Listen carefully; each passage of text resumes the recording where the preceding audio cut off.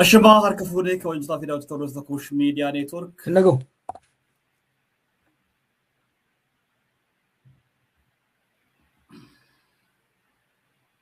تولي أما إن دقما ايه ندقم أوكي ندقم دنسا أوكي كونجتا دولة تورس تكوش ميديا نيتورك يعني أرى درا درسني دي فما سينغا فشوا ربنا ركو كالتير غراتي غويا درا ركو غما كيسني دفيني sagantaa keenya guyyaa itti aanutti dabarsinee turre guyyaa itti aanu immoo akka carraa imaltuurra turu Jawaariin wal qabatee nuun mijanne ture akka carraa guyyaa lama dabarsinee dhiyaachuu keenyaa fi dhiifama siin gaafannaa duraan dursinee Jawaari egaa atis tokko sababni tokko suma akka dhiifama gaafattu si gaafadha uummata keenya baga nagaan dhufteera achumaan taasise. Akka walitti deebine dhugaadha imala irran ture. Ati isaanis warri dhaggeeffattoonnis guyyaa tokko isaaniif hin guutamini guyyaa tokko nuuf hin guutamini amma walitti deebine. Ayyee dansa kanaafuu wiin jirra jechuudha. Egaa waan baay'ee irraati haasofna har'a Jawaar duraan dursinee egaa walumaa galatti tibboota darban kana ji'a Ramadaanatiin ol qabatee ayyaana Iidaatiin ol qabatee walirraa fagaannee turre anis xiqqoo miidiyaarraa fagaadheen ture guyyoota muraasaa fi atis baga soomana furtee nagaan deebitee daawwattoonni keenyas baga nagaan nu eegdanii egaa har'a waan baay'eedha kaasnee kan irraa bari'annu haala yeroo kanaan wal qabatee wantoonni kaan baay'eetu jiru. Dubbii ijoo addunyaa yeroo ammaa kanaa kan ta'ee deemaa jiru waraana baafagootti gaggeeffamaa jirudha. Waraanni baafagootti gaggeeffamaa jiru siyaasa addunyaa bifa baay'eedhaan jijjiiree namoonni baay'een irraa haasaa jiranii. Atis gaa itti dhiyeenyaan wantoota kana akka hordofaa jirtudha kanan quba qabu. Walumaa galatti haala addunyaan amma irra jirtu waraana baafagootiin wal qabsiistee haala kamiin ilaaltaa jira? Egaa addunyaan jijjiirama guddaa tiraansfoormeeshinii guddaa keessa deemaa jirti. Tarii lola addunyaa lammaffaati as taateewwan addunyaa kana hedduu jijjiiraa jiran kan raawwatamaa jiran waggaa dabre kana keessa. Even kufaatiin sirna kooministii bara 1980 gama dhumaatii fi 90 gama jalqabaatu haga kan ammaa kana dhiibbaa waan qabu fakkaatu humni Ameerikaa laaffataa jiru of dandamachiisuudhaaf tarkaanfii ciccimaadha addunyaa irratti kan fudhataa jiru. Humnoonni jalaa babahaa jiran warri akka Chaayinaa akkasumas warri biraatis yeroo itti mancee isaanii sochoosaa jiran keessa jirra. Walitti bu'iinsi amma Iraan itti godhamaa jiru kanuma keessatti kan hammatamu kophaatti kan laalamu waldura dhaabbannaan Iraanii fi Israa'eel fi Ameerikaa yeroo dheeraa kan ture ta'us walitti bu'iinsi isaanii warri achi keessatti hirmaatan teknooloojiin achi keessatti raawwatamaa jiru seenes achirratti gaggeeffamaa jiru kophaatti kan laalamu osoo hin ta'in akka qaama jijjiirama addunyaan tun jijjiirama guddaa addunyaan tun keessa deemaa jirtutti ilaalamuu qaba jechuudha. Tole egaa Jawaar kanaan dura si wajjin gaafa mari'annu dhimma Ameerikaatiin wal qabsiifnee ispeeshaalii siyaasa Tiraamp gaggeessaniin wal qabatee Ameerikaan eegduu addunyaa turtee eegdummaa addunyaa sanarraa of buustee Ameerikaan first waan jedhutti deebi'anii akka turanii fi Tiraamp isa gaggeessaa akka turanidha kan irraa kaasnee turre sun immoo Ameerikaa kophaatti hambisa jettee kaastee dubbachaa turre. Waraana amma deemaa jiru kanarraa Ameerikaan kophaa dhaabbattee na gargaaraa jettee biyyoota baay'ee kadhachaa jirti. Biyyoonni Awurooppaa duraan gaafa Ameerikaan haxxiffattu isaan immoo utaalloon guddaan isaan qabee ukaman baay'een isaanii Ameerikaa irraa duubatti harkifachaa jiranii. Israa'eliinis namoonni baay'een faana hiriiranii wajjin gara waraanatti deemaa turan amma alaala dhaabbatanii ilaalaa jiranii.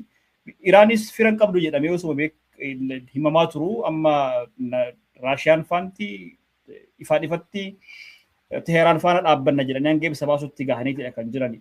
Kuni madaala humna siyaasa addunyaadhaa garam geessa haala kanaan guutuu ta'e maaltu itti mul'ata? Biyyoonni dantaa ofii yookiin naashinaal intarest irratti hundaa'aniiti kan guuza bayanis kan guuza yaammatanis kan daangaa dhaabbatanii ilaalanis. Waggaa dantaa isaanii kana shallaganii warra guuza isaa yaammatu sun irraa maal arganna? Warra guuza itti baanu san immoo maal miidhamna kan jedhu ilaalu. Ameerikaan waggoota 40 dabre kana keessatti baay'ee duwwaleessaa irratti lola gurguddaa sadaffaati kan amma gaggeessaa jirtu. Tokko lola Gulf War jedhaniin kan Iraaq wajjin bara 1990 gara jalqabaa irratti gaggeeffame. Achirratti guuza ishee yaammatteetti addunyaan sadarkaa jedhamutti gara galee bira kan dhaabate. Lolli lammaffaa kan Saddam Hussein aangoo irratti baasan kan 2003ti. Achirratti addunyaa hunda osoo hin ta'in hangi tokko guuza bahee fi garuu gaafilee gurguddoo qeeqa gurguddootu itti ka'e. Yoo yaadatte Faransaay irraa biyyoota adda addaa irraa gaafii hedduu itti ka'e. Warri akka Ingilizii cinaa dhaabbatan malee biyyoonni hedduun moggaa dhaabbatan jechuudha.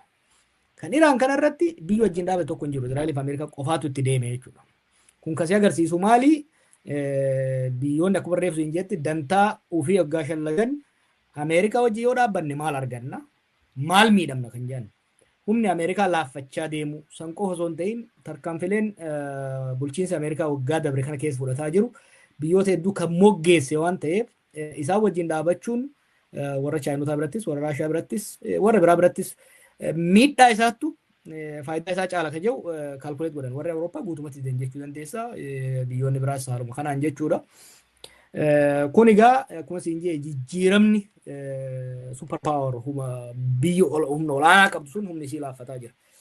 Warri amma dura maaliin siin jedhe humni Ameerikaa laaffataa jiraatu kan Chaayinaa ka'aa haa jiraatu malee Chaayinaan bakka Ameerikaa buutee poolisii addunyaa ta'uu qophii miti. Iraan irratti kan agarre amma kana. Iraan irratti Ameerikaan tarkaanfii waggaa fudhattutti Chaayinaa fi Raashiyaan afaanin bira dabranii gargaarsa qabatamaa waggaa kennan agarre jechuudha. Kana jechuun maali? Gocha Ameerikaa haa mormanii haa balaaleffatanii malee Ameerikaa dura dhaabbachuudhaaf waahila isaan Iraan baraaruudhaaf yoo harka lafa jalaatiin taateen alatti kallattiidhaan dura dhaabbachuudhaaf qophii akka hin taane agarre. Gara waraanaatiin dhiisii garma dippiloomaasiitiin walgahii mana marii hojii raawwachiiftuu gamtaa addunyaa irratti UN Security Council irratti godhame irratti Chaayinaa fi Raashiyaan walgahii irratti Iraan akka balaaleffatamtuuf yaada dhiyaate irratti Chaayinaa fi Raashiyaan hin mormine absteen godhan sagalee kennuurraaf qusatan malee hin mormine jechuudha. So akkuma reefsu hin jee humni Ameerikaa laaffachaa deemaa jira humni Chaayinaa ka'aa jira Raashiyaa dabalatee garuu bakka Ameerikaa bu'uudhaaf yookiin immoo Ameerikaa fuuldura dhaabbachuudhaaf hagas mara qophii akka hin taane inumaatu lola Ameerikaa fi Iraan godhan kana akka faayidaatti ilaalanii maaliif Ameerikaa kophatti baasaa laaffisaa deema. Kan isaan immoo dhawaataan nu gargaaranii yaadu. San qofa osoo hin ta'in Ameerikaan seera addunyaatii fi uwwisa dippiloomaasii diigdee Iraan wajjin walitti bu'iinsa seenuunis gaafii Chaayinaadhaaf gaafii Taayiwaan irra jiru Taayiwaan irratti tarkaanfii fudhachuudhaaf karaa kan saaqedha. Raashiyaa tarkaanfii isiin Yuukireen irratti fudhataa jirtuuf illee karaa kan saaqetti waan laalaniif akka carraatti ilaalaa jiru malee garuu kallattiidhaan guuza bayanii keessatti hirmaachuudhaaf fedhiin qabanii maaliif keessatti yoo kan hirmaatan taate qaama lola kanaa ta'u balaa lolli kun fidullee mudachuudhaaf isaan dirqisiisa jechuudha. Kanaaf haala daangarra taa'anii faayidaa irraa argatu. Raashiyaan baay'ee fayyadamaa jirti fakkeenyaaf sababa karaan hormusuun cufameen gaazni Raashiyaa yeroo dheeraadhaaf qoqqobbiin irra kaa'ame tokko qoqqobbiin sun akka irraa laafatu godhamee gaaza sadarkaa gatii wayyaadhaan gurgurataa jirti. Raashiyaanis Chaayinaanis bifa kanaan meeshaalee ishee gurgurataa jirti. Gara siyaasaanis fayyadamaa jiru. Faayidaa irraa buufachuuf bira darbee garuu kallattiidhaan lola kana keessatti hirmaachuu irraa of qusatanii jiran.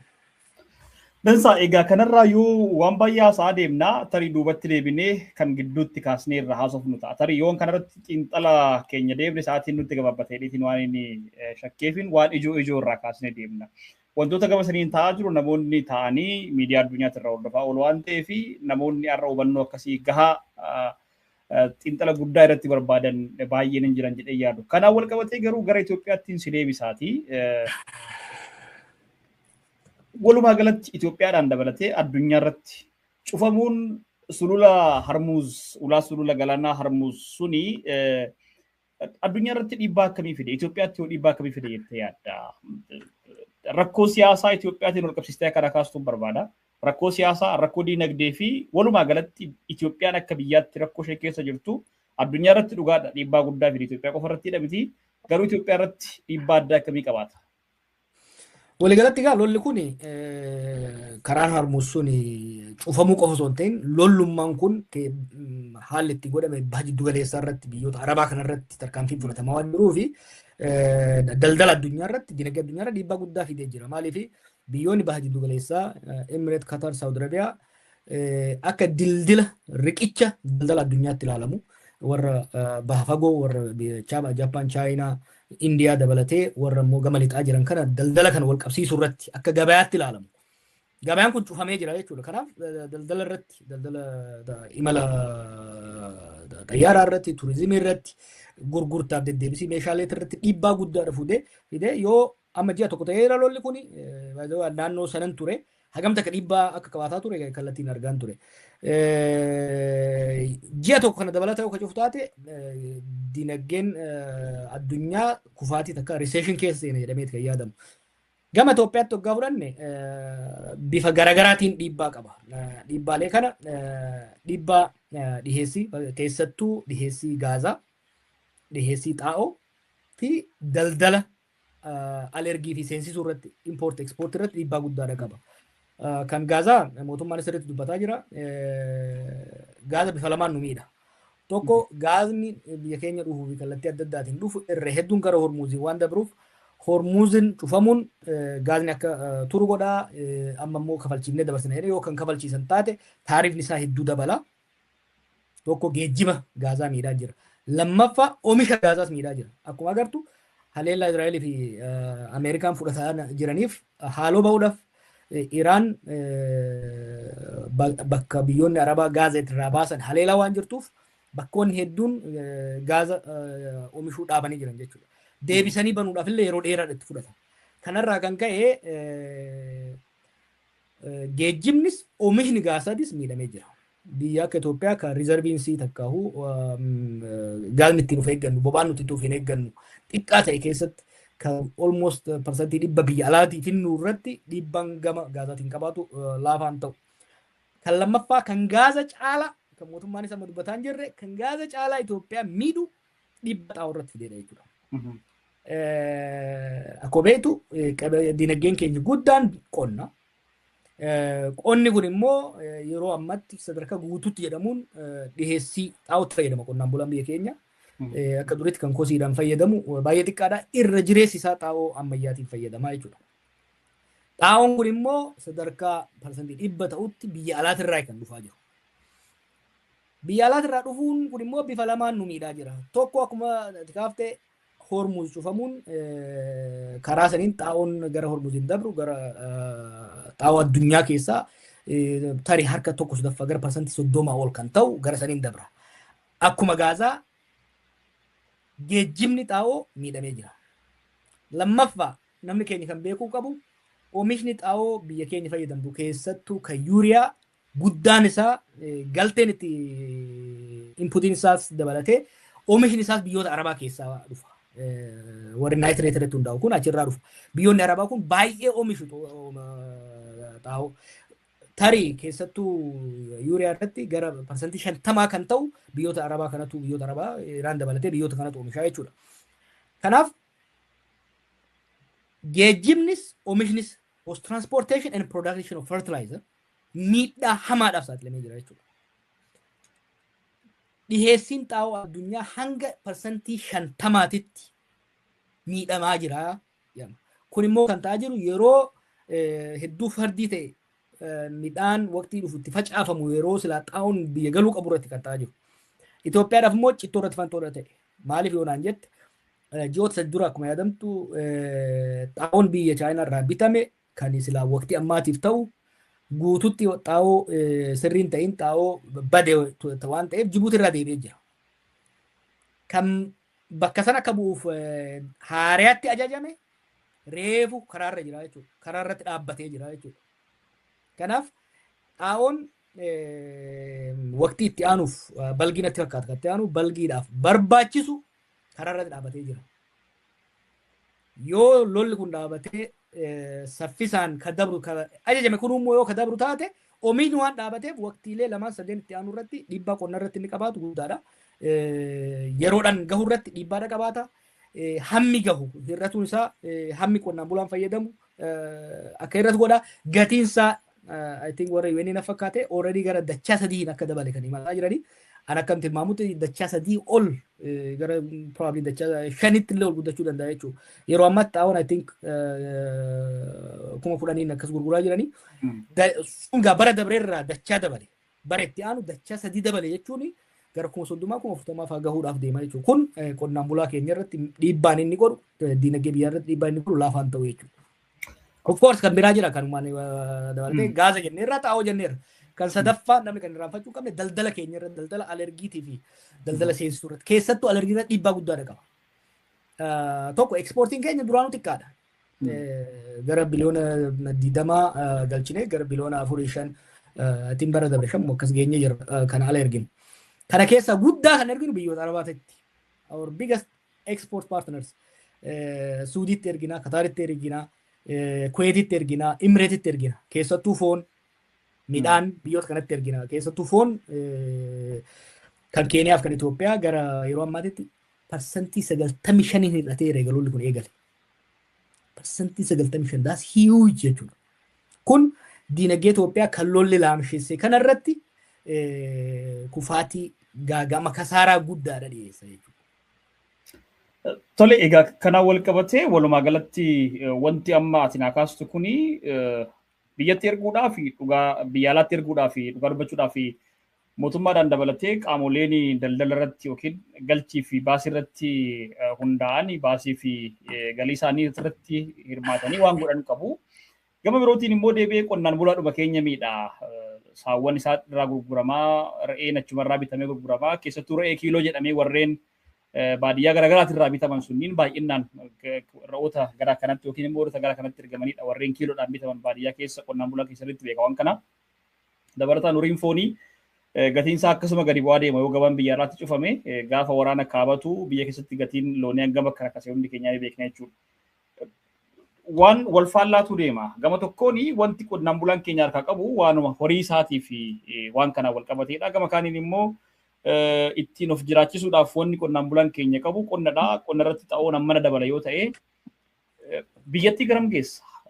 Wanti akkanaa kun qaala'insi jireenyaa duraan magaalaa keessatti baay'ee qaala'ee uummanni gara itti gargar wallaalee akkana guddaa keessa ture. Qaala'insi jireenyaa kun kallattiidhaan yookiin alkallattiidhaan gara baadiyyaatti akka deemaa jirudha walumaa galatti. Waraanaan dabalatan irratti jechuudha. Waraana baadiyyaatti deemuun dabalatatti qaala'insi jireenyaa waan qabu gurachuu hin danda'u. Xaa'oo fi kaan bitatee itti gabaatti gadi baafatee yookiin immoo midhaan isa facaafatee nyaachuu hin danda'u. Kun biyyatti garamitti geessuu danda'a? Qaala'insa ittiin dhufa. Dubbii jabduu tokko keessattuu bifa qonnaan bulaatii fi daldaluun biyya keenyatti wal qabatee buna. Bara dabre bunni gatiin addunyaarra sadarkaa guddaan wal ka'eef biyyi keenya fayyadamaa turte maaliif bunni Biraazil qilleensaan dhahamee waan tureef gabaan bunaa hedduu ka'ee ture. Sababa gabaan bunaa hedduu ka'ee tureef biyyi keenya daldalaan keenya qonnaan bulaan keenya samma tokko irraa fayyadamaa ture. Barana waa lamaan miidhamuu deemna. Tokko Biraazil rakkoo san keessaa baatee oomishni ishii hedduu guddatee jira. Already rakkoon oomishni Biraazil dabaluu kun gatii bunaa addunyaa gadi kuffisa, gatii buna keenya illee gadi kuffisa. Amma immoo rakkoon geejjibaa kun rakkoon giddu galeessaatiin wal qabate kun Biraazil hin miidhu. Maaliif Biraazil keessattuu Awurooppaadhaaf Ameerikaadhaaf simplii dhiyeessiti. Tarii gama eeggaatii yoo ta'e sanillee carraa qabaatti. Nuyi garuu irra caalatti gara kanaan waan dhiyeessinuuf dhiibbaa nurraan qabaatutu jira keessattuu biyyoota Arabaatii fi biyyoota gama baha fagootiif Faaristiidhaaf kan dhiyeessinu dhiibbaa qabaata jechuudha. Kanaaf bunni keenya dachaa dhayamuu edda. Oomishni Biraazil dabaluu nudha. Geejjibni kun dabaluu nudha. Kabiraa bara dabre alergiin Itoophiyaa guddaan tokko warqii ture. Almost board rashid ture. Daldalaan qofa osoo hin ta'in jeneraalonni keenya akka jirutti Beenishaangul fi Gaambeellaa jiru warqii baasaa jiru. Maaliif gatiin warqii addunyaa irratti hedduu dabalaa ture. Gatiin warqii gad deebi'ee jira amma akkuma argatetti. Amma duraan Dubaayitti warqiin gurguramaa amma Dubaay nama kadhataa jirti warqii gurguruudhaaf. Maaliif Dubaay gabayaadha. Warqiin Afrikaa irraa Itoophiyaa irraa hatamee seeraanis dhufu achitti gurgurama. Amma Dubaay cufaa waan taateef warqiin dhaabatee jira jechuudha. Gatiin inshuraansii, gatiin kuusaa hedduu waan dabaleef amma warqii bituu dhaabanii jiran warri Dubaay. Kun keessattuu lolli kun dheerannaan gatii warqii irratti dhiibbaa guddaa qabaata jechuudha. Kun alergii keenya gara ittiin miidhu keessaa isa guddaadha. Qaaloomina jireenyaa irratti harka hedduu dabaluu deema. Kana namni keenya qophaa'uu qaba. Boba'aan hin dabala. Boba'aan yeroodhaaf amma kaleessa sadeen gadda Tiraamp egaa lolicha dhaabuudhaaf yookiin immoo qabbaneessuudhaaf ibsa baasan booda gatiin boba'aa xiqqoo gadaa dhaabbatu malee bakka duriitti hin deebi'u. Carraan bakka duriitti deebi'u baay'ee xiqqaadha. Maaliif boolli gurguddaan gaaznii fi boba'aan irraa bahu rukutamee jira. Deebi'ee hojiitti deebi'uudhaaf ji'oota hedduudha fudhatuudhaan deema. Osoo karaan Hormuz kun baname boolli Kuwait jiru, kan Saawudii jiru, kan Imireet jiru, kan Qatar jiru deebi'ee hojii oomishuudhaaf yeroo dheeraa itti fudhata jechuudha. Kanaaf gatiin boba'aa akkuma dabaletti itti fufa. Gatiin boba'aa itti dabaluun geejjiba xaa'oo, oomisha xaa'oo ni dabala. Kanaaf gatiin midhaanii dabala. Oomishni midhaanii biyya keenya irratti gatiin isaa dabalaa deema. Meeshaaleen biyya alaatii finnus gatiin isaanii dabalaa deema jechuudha. Kanaaf gatiin Itoophiyaa keessaa gabaa Itoophiyaa keessaa waggoota ji'oota itti aanan kana keessatti kan amma duraa daran dabalanii akka deemanii kan eegaa jirru. Kun kanaaf mootummaan amma sodaa hamaa keessa galee bifa nama koolisiisuun gaaza raashinaan fayyadamaa jechaa jiru, gofuu immoo hataa jiru. Kun hundi garuu rakkoo manni keenya rakkoo dinagdee sababa lolaatiin keessa seenne san dachaadhaan dabaluudhaaf kan deemu ta'udha. Tole, dansaa egaa waa'ee waraana Iraan Ameerikaa fi Israa'el gidduutti gaggeeffamaa jiru wal qabatee wantoonni irraa kaasnu ammas duubatti deebinee gara fuulduraatti haala biyya keenyatti wal qabsiisnee wantoonni kaasnu baay'eetu jiraatu. Karaa wal qabsiisitiin gara biyyaatti si deebisa. Marii keenya kana dura yeroo dhumaatiif goone irratti waraanni gara kaaba Itoophiyaatti gaggeeffamuudhaaf dhumarra gahee jira. Guyyaatu eeggamaa ture. Guyyaayyuu bira darbee sa'aatiitu eeggamaa ture jedhamee haasa'amaa ture. Suni tibba darbee kana namoonni baay'een maal jedhu odeeffannoo kallattii garaagaraatiin ba'aa jiru ni mootummaan federaalaa waraana loltuu Oromiyaadhaas naannoo Amaaraas iddoo garaagaraatii guuree gara kaabaatti geessee ture duubatti deebisee jira. Waraanni suni dhaabbatee jira yookiin immoo hafee jira waan jedhu kaasu. Gama kaaniin immoo lakkii waraana amma gara Iraanitti eegalame kanatu waraana kana lafarra butee yookiin immoo kallattii garaagaraatiin warreen Abiyyi deeggaranis waraana kana keessatti waan hirmaachaa jiraniif rakkoon kana ta'ee duubatti hafe malee waraanni hin hafne ammas wanti hunduu akkasumatti qophiidhaan jira qophii yookiin immoo ofirra taa'anii wal eeggachaa jiru waan jedhutu jira.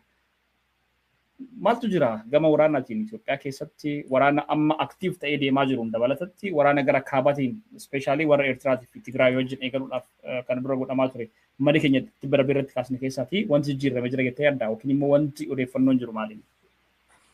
Waraanni daangaa kaabaatiin yookiin kallattii kaabaatiin dhoowuudhaaf isaa afaan irra ga'eedha. Lolli Iraan kun dho'ee kan tursiise. Maaliif tursiise hoggaa jenne akkuma tuu kaafte lola kana kan dhiibaa tures kan itti abdatamee lola kanatti seenamaa ture United Arab Emirateedha. United Arab Emirates immoo lola Iraan kana keessatti kallattiidhaan hirmaataa jirti. Haleellaa guddaa turratti gaggeeffamaa jira. Humna qaban hundaan haleellaa sana ofirraa qolachuudhaan irratti fuulleffatanii jiranii. Dinagdeen isaanii akka malee miidhamaa jira. Nageenyi isaanii balaa guddaa keessa jira. Yeroo ammaatti sochii of baraaru sarbaabaalee keessa jiru. Kanaaf Abiyyiif guuza bahuudhaaf xiyyeeffannoo guutuudhaan isa bira dhaabachuudhaaf carraa waan hin qabneef kan tursiifame. Kana jechuun garuu lolli hafeera kan jedhu dogongora. Raayyaan isa biyyaa kaabarraa gad deebi'e kan jedhu dogongora soba. Raayyaan gad hin deebine. Raayyaan akka gad hin deebine kan beektuun fakkeenyaaf lolli guddaan Gondar keessatti godhamaa jira. Godhamaas ture. Lola godhamaa kana ture kanarratti raayyaa ittisa biyyaa caalaa warra qabames, warra ajjeefames, warra harka kennees waggaa laaltu adama bittanaa yaa'in takka qora bittinneessaa naannichaatii fi milishaa naannichaati. Oromiyaa keessattis lola godhamaa jiru keessatti irra jireessan kan ajjeefamaa qabamaa warri oboo agarsiisaa jiran milishaa fi riphee lola farra riphee lola humna jedhamu sanii jechuudha. Kana jechuun raayyaan ittisa biyyaa bakkoota muraasa jira. Bakkoota key infrastructure dhaabbilee ibsaa dhaabbilee federaalaa hedduu murteessaa ta'an qofa irratti kan Oromiyaa fi naannoo Amaaraa keessa jiru waraanni gadi hin deebine. Odeeffannoon hayyoota raayyaa ittisa biyyaa gara Tigraayitti daangaa Tigraay qofaatti daangaa Eertiraattis jiru. Gara Bureetinis jiru, gara Affaariin jechuudha, gara Matammaatinis jiru, asiin immoo gara Wallootiif gara Gondariin daangaa Tigraay irra jiru. Qophaayatii eegaa kan jedhamu kan kenname waraanni fuuldura deebi'ee hin jiru. Garuu waraanni biraa dhoohee jira kan namni beekuu qabu. Waraanni kun bakka lamaan kan godhamuudhaaf deemu amma duras akka jedhetti. Daangaa gara kaabaatiin fi daangaa gama lixaatiin gama Beenishaangul gama Wallaggaatiin lolli godhamuudhaaf deemu. Odeeffannoo dhimmi Iraan kun odeeffannoo xiyyeeffannoo addunyaatiif keenyallee waan fudhateef malee lolli guddaan godhamaa jira. Lolli guddaan Oromiyaa keessatti godhamaa jira. Tarii waggoota lamaan dabre kana keessatti lolli sadarkaa kanaa amma Oromiyaa keessatti Shawaa Bahaa keessatti helikoophtaraa fi dirooniidhaan guyyuu tarkaanfii gurguddaatu kan fudhatamaa jiru. torban dabre kana qofa keessa yeroo 30 oli aanaan Adaamii Tullu aanaan Dugda Booraa kan rukutamaa turte meetii walqixxee Shawaa Lixaa keessatti tarkaanfii gurguddaa kan godhamaa ture. Naannoo Amaaraatti immoo lola gurguddaa kan godhame. Gondar Kibbaa practically faannoon harkaa fudhatee jira. Magaalaa gurguddoo fudhatee waraana naannoo san jiru waraana Gorbittenneessaa naannoo san jiru ajajoota sadarkaa naannoo jiran ajjeesee kantiibota ajjeesaa ture. Lolli guddaan tokko Amaaraa fi Oromiyaa keessatti godhamaa jira. Lolli biraa lixa Oromiyaatti lixa Itoophiyaatti guyyoota sadeen afran dabre kana godhamaa jira. By the way, kaambiin RSF ka Bilishaangul keessa rukutamee jira. Miidhaan irra gahame hagammaan beekame malee rukutamee jira. Waraana warra Suudaanii rukutamee jedhama. Rukutamee jira. Deebii kanaatiif waraanni Itoophiyaatii fi waraanni warra RSF warra Dagaloo tarkaanfii Kumruuk irratti fudhatee Kumruuk to'atee jira jechuudha. Gama lachuunuun beekamtiin ifaa kennamuu baatus lolli gama lixaa dho'ee jira. Lolli gama lixaa kun kan dho'e akka qaama lola kaabaatitti. Tarkaanfiin kun godhamu humnoonni kaabatti lolanis humnoonni lixatti lolanis tumsa wal fakkaataa waan ta'aniif strategic maneuvering godhamaa kan jiru. Kanaaf lixatti lolli dho'e kun kan kaabaas akka dho'uuf waan dirqisiisuuf I think torbaanota itti aanu kana keessatti yoo wanni guddaan bira wanni hin eegamiin fakkeenyaaf akka tarkaanfiin irratti fudhatame wanni to'annoo wanni hubannoo amma nuti qabnu ala kan uumamu yoo taate malee yeroo gabaabaa keessatti lolli kaabaa kun hin dho'a jenneeti kan tilmaamu. Okay, kanaan wal qabatee hin dho'a jennee haa tilmaamnu garuu kana dura gaafa sagantaadhuma waliin dalagne irratti waraana amma adeemuuf jiru gara kaabatti adeemuuf jiru kana Itoophiyaan ergamtuu UAE taateetidha kan waraana kana gaggeessuuf deemtu malee fedha biroo qabaattee yookiin immoo fedha addaa dantaa addaa especially waa'ee dantaa biyyaalessaatiin wal qabatee wanti gaggeeffamuu miti waan jedhu irratti marii goonee namoonni baay'een waan sana kaasanii irraa mormaa turan especially warreen mootummaa deeggaran. Amma waraanni gara Iraan kuni US tuquu isaatiin wal qabatee waraanni kun duubatti harkifachuun isaa ergaa maalii qaba? Normally yaada sana ni jabeessa moo waan addaa wayii qaba jettee yaaddaati kanaan wal qabatee kan gara waraana keessatti sin deebisa. Waanuma gaafsan jenne dhugeessa bar maal jenne gaafsanii lola kana kan duuba jiru kan dhiibaa jiru Imireetii. Lola kun dantaa Itoophiyaa even dantaa Abiyyuu eegsisuudhaaf osoo hin taane dantaa Imireet rejireessatti Suudaan keessaa qabdu. Humni Suudaanitti isiin deeggartu humni RSF dhiibbaa guddaa jala waan seeneef keessattuu erga Suudii fi Turkiin raayyaa ittisa Suudaan deeggaruu eegalanii booda dhiibbaa guddaa jala waan seeneef dhiibbaa san jala baraaruudhaaf mo'amuu jala baraaruudhaaf Itoophiyaan humnoota Tigraay fi Eertiraa irratti lola akka bantuuf dhiibbaan kan godhamaa jiru. By the way kana ana qofaame kan jechaa jiru. Dippiloomaatonni Itoophiyaas basaasonni Itoophiyaas dippiloomaatota warra lixaa waggaa argan nuu miti barii Abudaabiitu nu dhiibaa oolaa Abudaabiidhaan nurraa dorgaa jiru. Kana moo warri lixaa sirriitti beeku. Amma dhimma Itoophiyaa fi Eertiraa ilaallatee imaammata Abiy ilaallatee Abiyyitti haasa'uun dhaabbateera. Bin Zaayiditti haasa'ama. Soo kanaaf ragaa akkasii agarsiisu osoo lolli sun qophaa'amee rasaasa dhukaasuu qofatu hafe lolli Iraan kun dhufe lolli Iraanii fi Abiyyi Itoophiyaa waan wal qabatan hin qabne. Lolli silaa itti fufuu qaba. Garuu Imireet biizii waan taateef Imireet Iraaniin biizii waan taateef dhimma Sudaan dhimma Itoophiyaa gara duubatti dhiiftee jechuudha. Kun waan gaafsan jechaa turre ragaa kan ba'udha. Dansaa egaa kanaan wal qabatee waraanni kaabaa gaafa eegalamuudhaaf jedhu paarlaamaa irratti dhiyaatee muummichi ministeera Itoophiyaadha Dr. Abiy Ahmed wantoonni isaan jechaa turan baay'eetu turanii. Sana keessaati waraana akka durii gaara qabannee sulula qabannee lolluun qabnu waraanni amma gaggeessinu teekinooloojiidhaan waraana amma gaggeessinu nun dandeessanii waan jedhanidha akkaasaa turan. Amma waan wajjin kompeer goonu erga natti fakkaata addunyaa irratti waraana deemaa jiru kanaan wal qabatee. Israa'elii fi Ameerikaanii jalqaba gaafa Iraan rukutanii wanti isaan barbadeessanii humna qilleensarraan itti dhufu Iraan akka ofirraa qolachuu hin dandeenye godhaniitidha kan Iraan rukutaa turan. Jalqaba wanti isaan barbadeessan sanadha. Maal nu agarsiisa? Itoophiyaatti wanti mootummaan Abiyyi itti dhufamanii yookiin diroonii fi humna qilleensaatiin dhufamanii itti deemu kuni waraana amma Iraan Israa'elii fi Ameerikaa gidduutti gaggeeffamu kanarraati hubannoo maaltu argatama? Humni qilleensaa abdatamu maal bu'aan isaa itti yaada? Haasaan Abiy paarlaamaa irratti godhe qabxii lamatu lola Iraan kanaan fashale. Tokko yoo yaadatte gaagamni addunyaa nu fayyadaa jedhe. Gaagamni jeequmsi addunyaa nu fayyadaa jedhe. Akka waan nuti iddoo wayii taane akka waan nuti qaama addunyaa kanaan taane gaagamni Iraan akkuma reefu jalqaba irratti kaafne gama xaa'ootiin gama dhiheessii boba'aatiin gama diinagdee keenyatiin even gama nageenyaatiin dhiibbaa guddaa nurraan ga'eera kasaaraa guddaa nurraan ga'eera diinagdee kana duubatti deebisaa jira jechuudha. Kan lammaffaa waa'ee yeroo baay'ee amantaan inni diroon irraa qabu rabbitti illee akkasuma waan amanu natti fakkaatu beekta. Hedduu konfidensii qaba. Teknooloojiin lola irratti hedduu murteessaadha gaafii hin qabu. Lolli amma Iraanitti godhamu kun lola Yukireenitti aansee teknooloojiin ammayyaa hedduu dhimma itti bahamedha gaafii hin qabu. Garuu olaantummaan qilleensaa gaaf duraas kanan jechaa ture olaantummaan qilleensaa mataa isaatiin injifannoo gonfachiisuudhaaf wabii ta'uu hin danda'u. Wabii ta'uu hin danda'u. Olaantummaan qilleensaa hedduu murteessaadha. Advaanteejii guddaa sii kenna lola keessatti akka irraa aantu.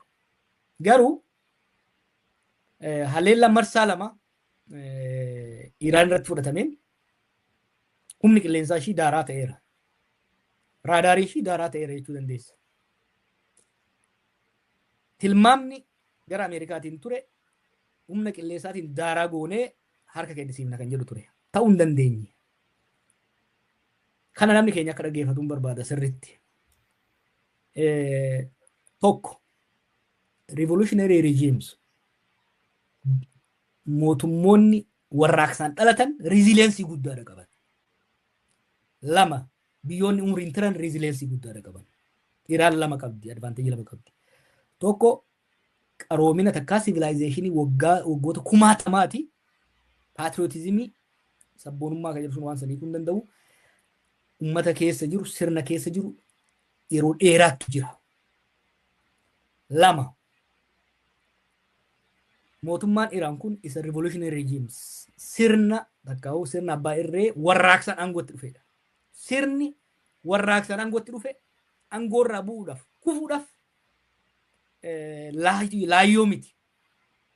Laayyoo miti jechuudha. Advaanteejiin biraa Iraan biyya guddoodha. Lafti isiitis lafa gaarreen hedduu waan ta'eef lafaan itti deemuudhaaf baay'ee sodaa keessa jiran jechuudha. Gara biyya keenyattis kana sirriitti namni ilaaluu danda'udha qaba. Sirni Eertiraas, sirni TPLFs, they are revolutionary movements. Revolutionary movement kan jennuun kun sochiileen warraaqsaan dhufan ummata isaanii dhiigaaf sammuudhaaf lafeedhaan wal xaxaadha. Sirnii fi uummanniif lafti wal xaxaa waan ta'eef laayyootti kan cabu miti. Yeroo tokko sila irra deddeebiin dubbadhaan jira. 2018-2019 yeroo Tigraay weerarra jedhanii isaan qophaa'aa turan kanan jechaa ture laaftuu hin ta'uudha. Ammas humni Eertiraas ta'e humni Tigraay they are revolutionary forces. Waan hedduun qeequu dandeessa imaammata isaaniitiin gocha isaaniitiin. War making ability of revolutionary systems is not simple. Iraanitti kan qabatamaan agarre yaanni dura ture maali?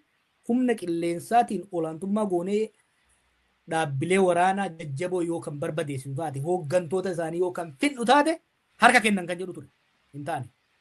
Kalkuleeshiniin Abiyyis akkuma Israa'el goote, Hizbolaa goote yookiin immoo Hamaas goote, Iraan goote hoogganoota isaanii yoo ajjeesan harka kennan kalkuleeshinii jedhu deemaa ture. Clearly Abiy kan dubbataa ture Isaayyaas yoon ajjeese Eertiraan hin facaati waraanni siin facaa san booda biyyattiis Itoophiyaa iltiin deebisaa yoon barbaade Asab irraa kutadheen deebi'aadha.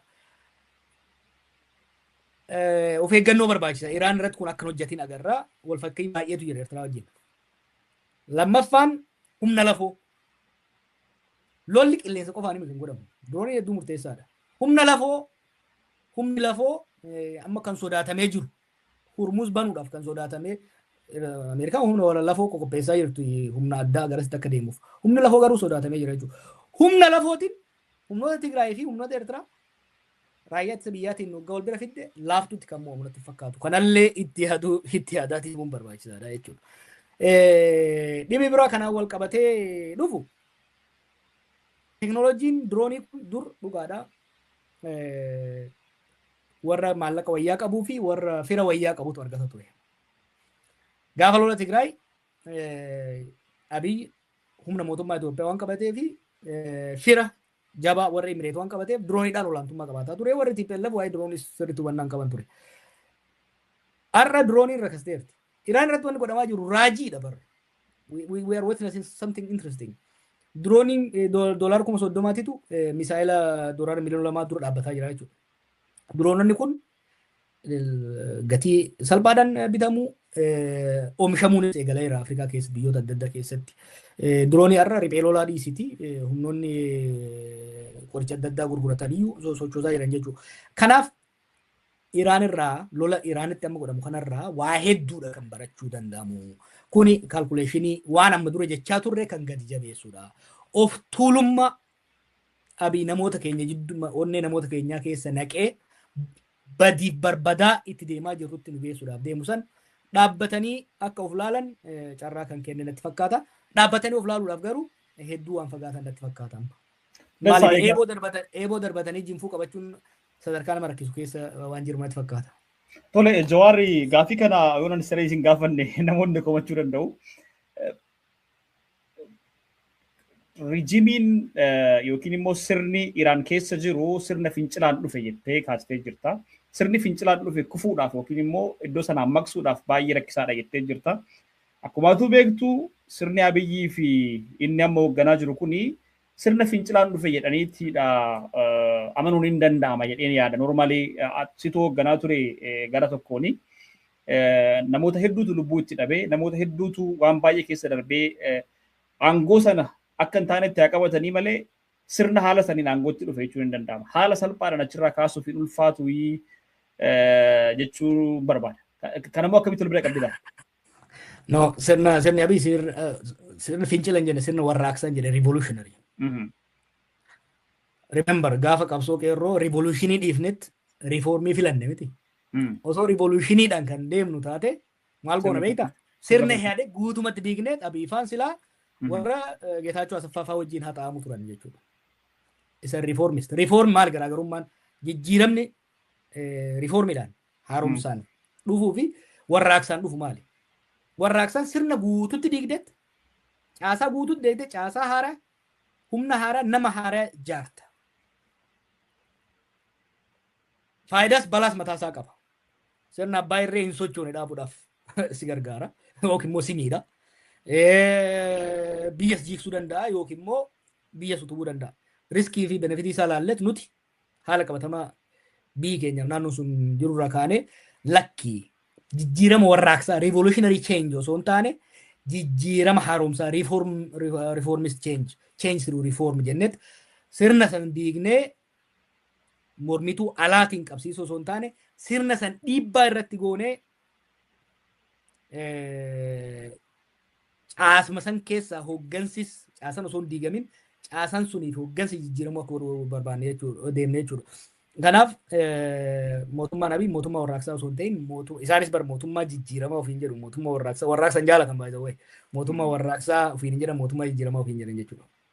Yaa isaan mootummaa jijjiiramaa ofiin haa jedhani malee yeroo tokko maal jedhanii of yaadu akka waan sirna ta'e wayii buqqisanii sirna haaraa dhaabaniitti kana kallattii kamiin of ibsuu gaafa jettee na gaafattu sirna Ihaadig jedhamu diignee sirna bilisiginnaa jedhamu ijaarre jedhaniiti lafa kaa'u waan ta'eef normaalii isaanumaa fi tarii dhimmiisa wayii keessa jiru waan ta'eef namoonni waan akkasitti haasa'an baay'eetu jiru.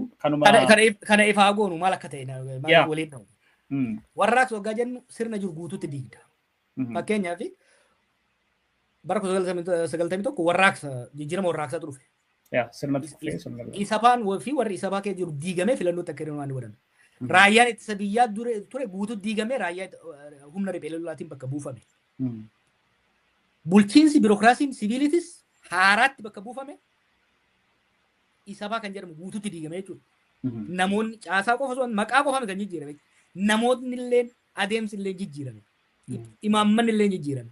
waraannis hin jijjiirame. Dameen tikaas guutuutti haaraa dhufe jechuudha. Iraanitti yoo fudhatte sirna nugusaa ture. Sirni nugusaa guutuutti diigametti sheekotaa fi dargaggoota warraaqsan gaggeessaniin guutuutti bakka buufame.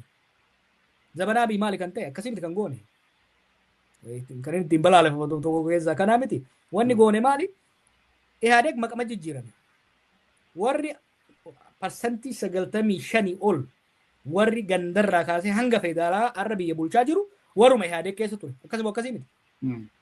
Qondaalonni yoo xiqqaate sadarkaa mataalaqaatirraa hamma maarshaalitti jiran loltootuma Ihaadeeg warra ture. Warra loltoota wayyaanee warra turedha. Kanaafuu jijjiiramni warraaqsaa hin godhamne jijjiirama riifoormiiti kan godhame jechuudha.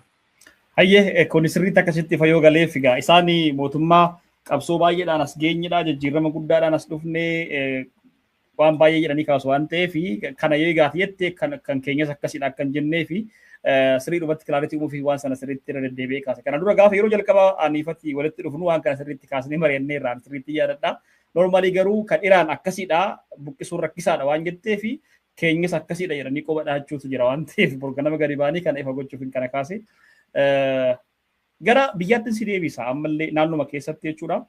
Waraanni gurguddaatu gaggeeffamaa jira. Akkumaatu agartee iddoowwan garaagaraatti iddoodhuma jaalsanyii fi jaaljireenyaaf wanti kanaan dura irra socho'aa turan aanaa midaaqanyii ilfataa naannuma kanatti haleellaa xiyyaaratu ture iddoodhuma duratti maqaa dhooftaniin gara shawaa bahaa kanatti gad deebisnee jechuudha Oromiyaa keessatti. Akkasuma iddoo garaagaraatti waraana guddaatu gaggeeffamaa jira.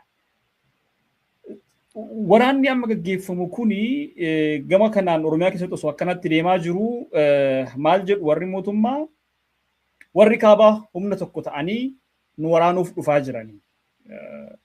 Warreen nu keessaa ba'an immoo bitamtoonni jedhu isaan ergamtoonni jedhu deebisanii mootummaa Oromoo buqqisuudhaaf deemaa jiranii. Kanaafidha humni kaabaa warra Eertiraa wajjinis haa ta'u, Tigraay wajjinis haa ta'u, naannoo Amaaraa warra Faannoo jedhaman kan wajjinis haa ta'u, hidhatni jiru mootummaa Oromootii fi carraa Oromoo hireen Oromoo argate kana buqqisuudhaaf Wallagga deemee waan inni dubbate quba qabda jedhee yaada Abiyyi Ahmad dhiyeenya kana. Kanaan wal qabatee akka waan qaamni biroo mootummaan kun mootummaa Oromoo siidhee duula eegaleetti Oromoo cabsuudhaaf warra diina wajjin hiriirantu jiranii waan jedhu kaasu. Akkamitti wal simsiiftaa haala amma jiru immoo dubbii isaanii kanaan wal qabsiistee akkamitti kaasta? Kalees hoggaattiin nu eessa turan. Ilaa mootummaan tuni jalqaba kan waraante Oromiyaadha. Jalqaba kan waraante Oromoodha. Abiy hunda caalaa arras borus akka diinatti kan inni ilaalu Oromoodha bara. Maaliifi TPLFin qaramee guddate. Kalkuleeshiniin TPLF maali? Tigraay irratti Tigraay barcuma kiyya. Barcuma kiyya biratti namni biraa ana malee namni biraa taa'uun qabu namni ana nugusa kan ta'uu qabu san booda warra kaan wajjin negosheetiin godhaa jiru. Waraanni Itoophiyaa keessaa jalqaba kan eegale Oromiyaa irratti Wallagga irratti eegale. Gaafas guddaa xiqqaan keenya hedduu xaarre. Balaan kun osoo deemee wantoota biraan fidin uduu deemtee yoo ilaalte wanti Oromiyaa kun deemee biyya kanas Oromoo qofa osoo biyya kanas balaa keessa seensisaa 2018-2019 kana jechaa ture. Gaafas maal kan jechaa ture isaan Oromoo cafaqneet warra kaanii wal taane guuza nutti yaammatan bar. Amma qeeqa tokko tokko nan arga. Ijoollee waboo warra kaabaa wajjin taateeru. Isaan warra kaabaa qofa miti warra baha jiddu galeessaa yaamanii ijoollee waboo tumaan turre. Tumuu qofa osoo hin ta'in dubbiin kun araaraan akka dhumuuf tattaaffii hedduu godhamee hamma Taanzaaniyaatti yeroo deemametti tattaaffii sun akka fashalu godhanii carraan araara biraa akka hin godhamne marroon biyyatti akka hin deebine achitti isa qabanna achitti dhabama isa goona jedhanii xaaranii gurbaan harkaa bahee jalaan galle. San booda hoo jumlaadhaan ijoollee kana wajjin haasa'uu mannaa takka takkaan isaan bitanna jedhanii garaagarummaa ijoollee jidduutti uumameen namoota hamma tokko fudhatanii waraanni bilisummaa Oromoo badeera jedhanii haasa'an turre. Kaleessa miidiyaan Itoophiyaa kan mootummaas kan dhuunfaas duulli isaan Oromiyaa fi Oromoo irratti godhaa turan Oromoon guutuun shanee jedhame farra ummataa, farra biyyaa, farra amantii nuti maaliin himatamne? Gaafas guuza xiqqaa fi guddaa biyya alaatii biyya keessatti nurratti baasaa turan. Har'a nutis kan jechaa jirru nuti guuza nu barbaachisu. Garuu humnoonni kaabaa kun humna ta'anii bayanii jiran. Humnoota kana wajjin haasa'anii waa'ee fuulduree biyyaati irratti humnoota kana wajjin haasa'uun dirqama haasaa itti fufna. Guuza baafachuuf osoo hin ta'in sirna kana booda waan dhufu waliin jiraachuufis addaan bahuufis waliin mari'achuun dirqama ta'a jechuudha. Humna kaabaa kana eenyu oofee walitti tokko godhe. Shawwanneet waliin dhoofne bira dabarra jedhanii lakkii akkasii miti. Ilaaf ilaameedhaan mari'achuu wayya. Dhimma Eertiraa jalqabumarraa girriin hin barbaachisu lafti lafa qabsiifne hariiroo biyyoota lamaa haa ta'u hariiroo namoota lamaatirra. Eertiraa guuza baafannee Tigraay dhoofna kan jedhu kun biyya kanaaf naannoo kana balaatti buusa. Furmaatan ta'u naannoo lolatti seenan. Tigraay sindaan booda itti fayyadamanii darbuu barbaada warra Eertiraa. Biyyiif namni qodaa miti itti fayyadamtee kan darbitu haaloo itti qabata. Humnoonni kaabaa isaan jedhan Amaaraaf Tigraay fi Eertiraan dhiibee kan wal taasise Abiyyi bara. Humsi isaanii isa defensive pact. Halkanii guyyaa bakka waraannetti billaa luqqaafataa oola. Amaaraas dhabama godhuu barbaada. Tigraayis cabsuu barbaada. Eertiraas liqimsuu barbaada. Kanaaf garaagarummaa walii jidduudhaa qaban. Walii jidduudhaa qaban. Jaalatanii osoo hin tahin dirqamanii akka hir'isanii tokko ta'an godhe. Kanaaf rakkoo ofumaa ofitti uume. Har'a guuza naa bayaa kan jedhu guuza ba'uudhaaf dantaas faayidaas irraa argannu hin qabnu jechuu sirna kanaaf. Maaliif sirna kanaaf guuza bahuun Oromoo waa lama dhabsiisa.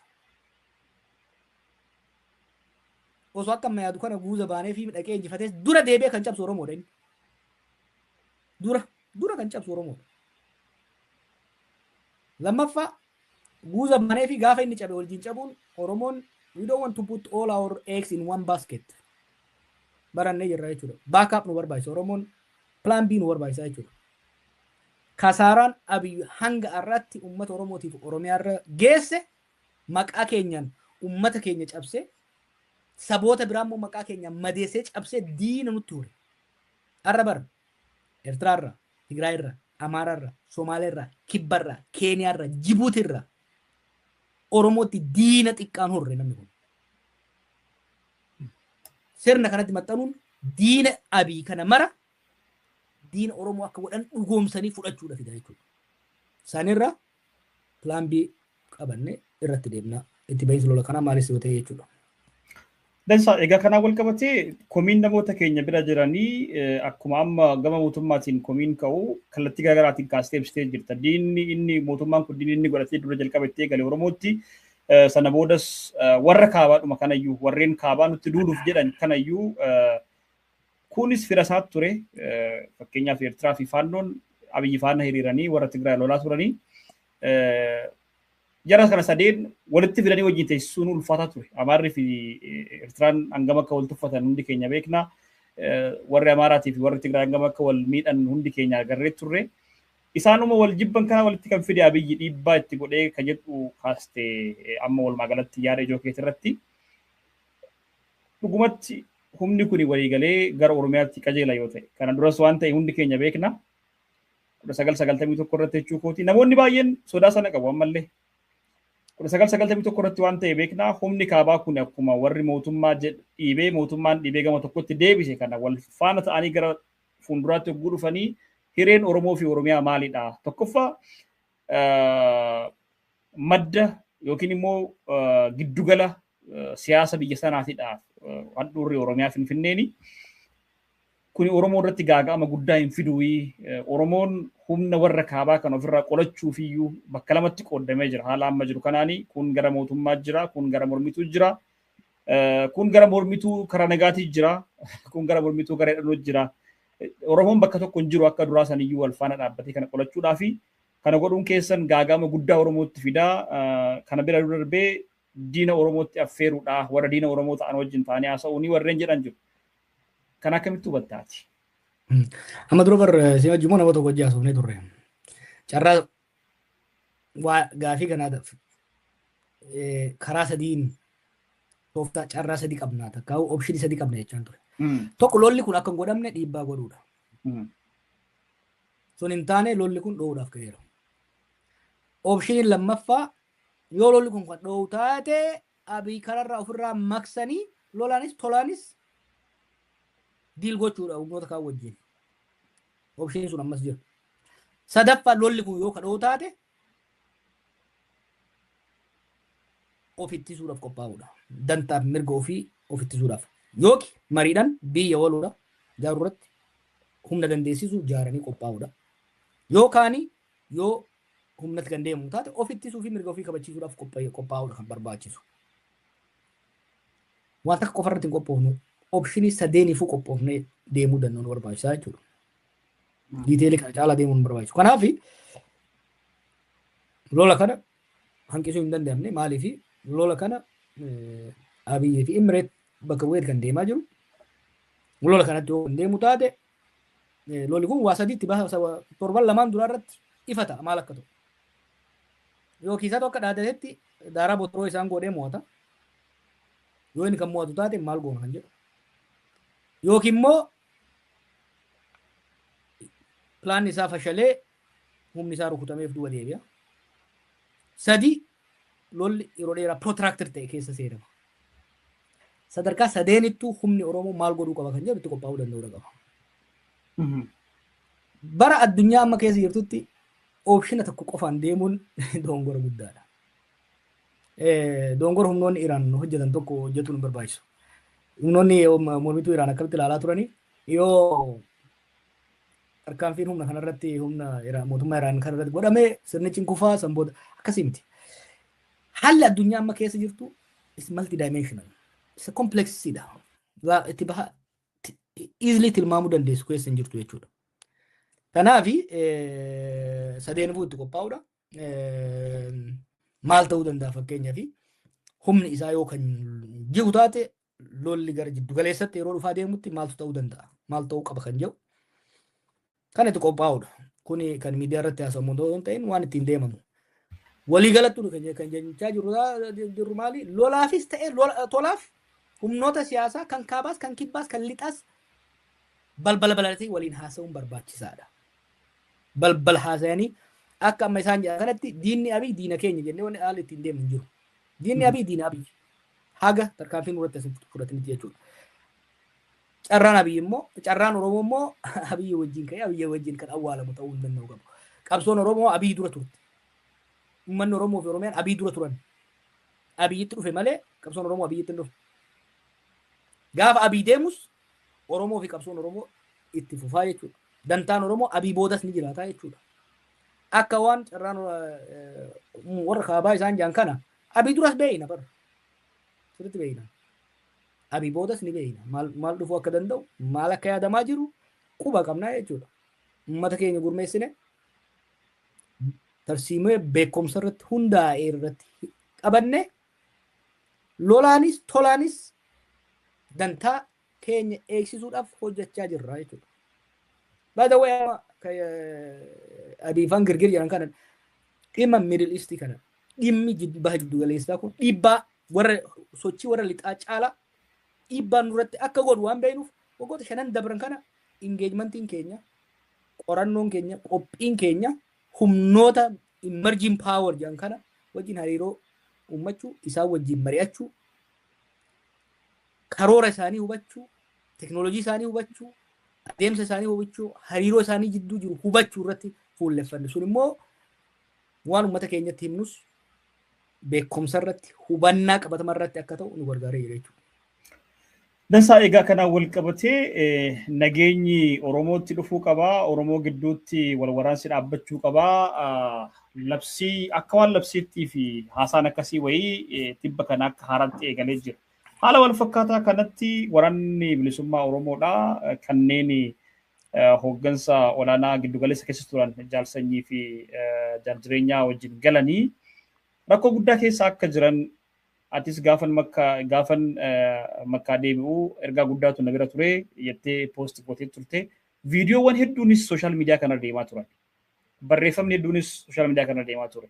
Dabalataanii namni jara kana wajjin galee hooggansa olaanaa ta'ee jaal shurrubbee namni jedhamus barreeffama dheeraa haala gatamuu yookiin immoo waadan dura jedhamee galaman sun ijoolleen muraasni haala sanarraa akka hin jirree fi quuqamni guddaan akka jiru sooshaal miidiyaa irratti barreessee ture. I think sunillee amma haqamee jira natti fakkaate yookaan look ta'ee jira arguu hin dandeenye screenshot fudhadha jedhee yaadeen ture argachuu hin dandeenye. Walumaa galatti nageenya waaraa Oromiyaa fi Oromiyaatti buusuudhaaf Oromootti buusuudhaaf hooggansi karaa nagaatiin gale kuni bara 2018 akkuma atuu beektu atii fi jaarroleen abbaa gadaatis koreen teknikaa jedhamanii wantoonni yaaltan baay'eetu turanii ijoolleen yeroo sana galan sunis kun hin dhumanii kun deebi'anii dirreetti deebi'an. Ammas waanuma wal fakkaataatu raawwatamaa jira jechuudha. So mootummaan kun mootummaa Oromooti ani dhimma Oromootiif dhimmamaa qe'ee Oromooti waraanni haa dhaabbatu nagaa barbaannaa waan jedhu gama tokkoon hin dubbataa gama tokkoon immoo warreen karaa nagaa filanna jedhanii qawwee lafa kaa'anii galanis haala isaan keessa jiran argaatidha jirra. Hiikaa maal qaba kun? It's too little too late. Waan yeroon bira dabree kan isaan yaalaa jiran. Yaaliin rakkoo Oromiyaa keessa jiru. Keessattuu waraana bilisummaa Oromoo jidduu jiruu fi mootummaa jidduu jiru araaraan nagaadhaan furuudhaaf jalqabarraa godhamee deemaa ture. Dhumarratti Tanzaaniyaa irratti fashalee. Failed peace talks are they bring an end. Peace talkiin keessattuu akkaataan itti dhumu. Akkaataan mariin Tanzaaniyaa sun itti dhume carraa deebi'anii waliin haasa'anii haasaan agartee waliigaluu dhabuu dandeessa. Marsaa tokkoffaa waliigaluu dhabuu dandeessa. Marsaa lammaffaa waliigaluu dhabuu dandeessa. Marsaa sadaffaa waliigaluu dhabuu dandeessa. Haga marsaa 10 deemuu dandeessa. Garuu akkaataan itti marsaan kamiyyuu dhumu marsaa biraatiif kan karra saaqu walamantaa trust building fooyyessaa deemuu danda'uu qaba. Haasaan waraana bilisummaa Oromootii fi mootummaa jara jidduutti godhamaa ture kun dura dhoksaadhaan godhamaa ture. Kan dhoksaan godhame sun walamantaa hamma tokko waan fideef Zaanzibaaritti wal gahame. Waliigalamuu baatus karra saaqeeti. Lammaffaa Daarii Salaamitti godhame. Daarii Salaamitti walgahii godhame irratti akkaataan itti xumuraa fi tarkaanfiin san booda mootummaan fudhate waraana bilisummaa Oromoo qofa osoo hin ta'in warra jaarsummaa jidduu tures kan abdii kutachiisee dubbisan keessaa baasee ture. Maal naan jedhe. Tokko akkaataan ololgaa mariin sun godhamaa jirutti mariin sun akka hin milkoofneef tarkaanfiin mootummaan fudhataa ture. Bakka marroonfaan irraa deeman san to'achuudhaan tarkaanfiin isaan fudhatan sun odoo mariin godhamaa jiru. Mootummaan marroo biyya sanii baasuudhaaf hoggansa oboboo biyya sanii baasuudhaaf malee araaraaf miti kan jedhu araarri sun akka miira gaarii akka hin deemne godhe.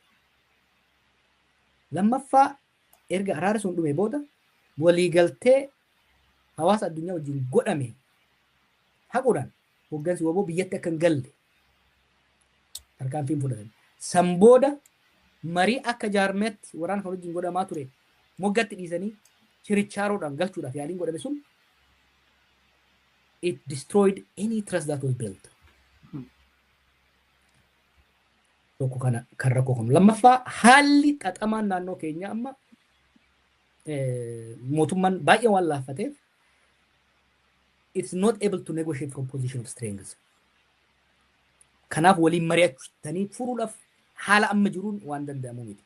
Warri qawwee haa dhaabatu jedhan akka dhaadannootti yaada gaariidha. Ijoolleen kun ijoollee sabboontoota ijoollee qeebsoo keessa turte hedduun isaanii. Bakka sadiitti qoonee ilaaluu dandeenya warra as keessatti hirmaataa jiru. Irra hedduun isaanii warra onneerraa nageenya qabu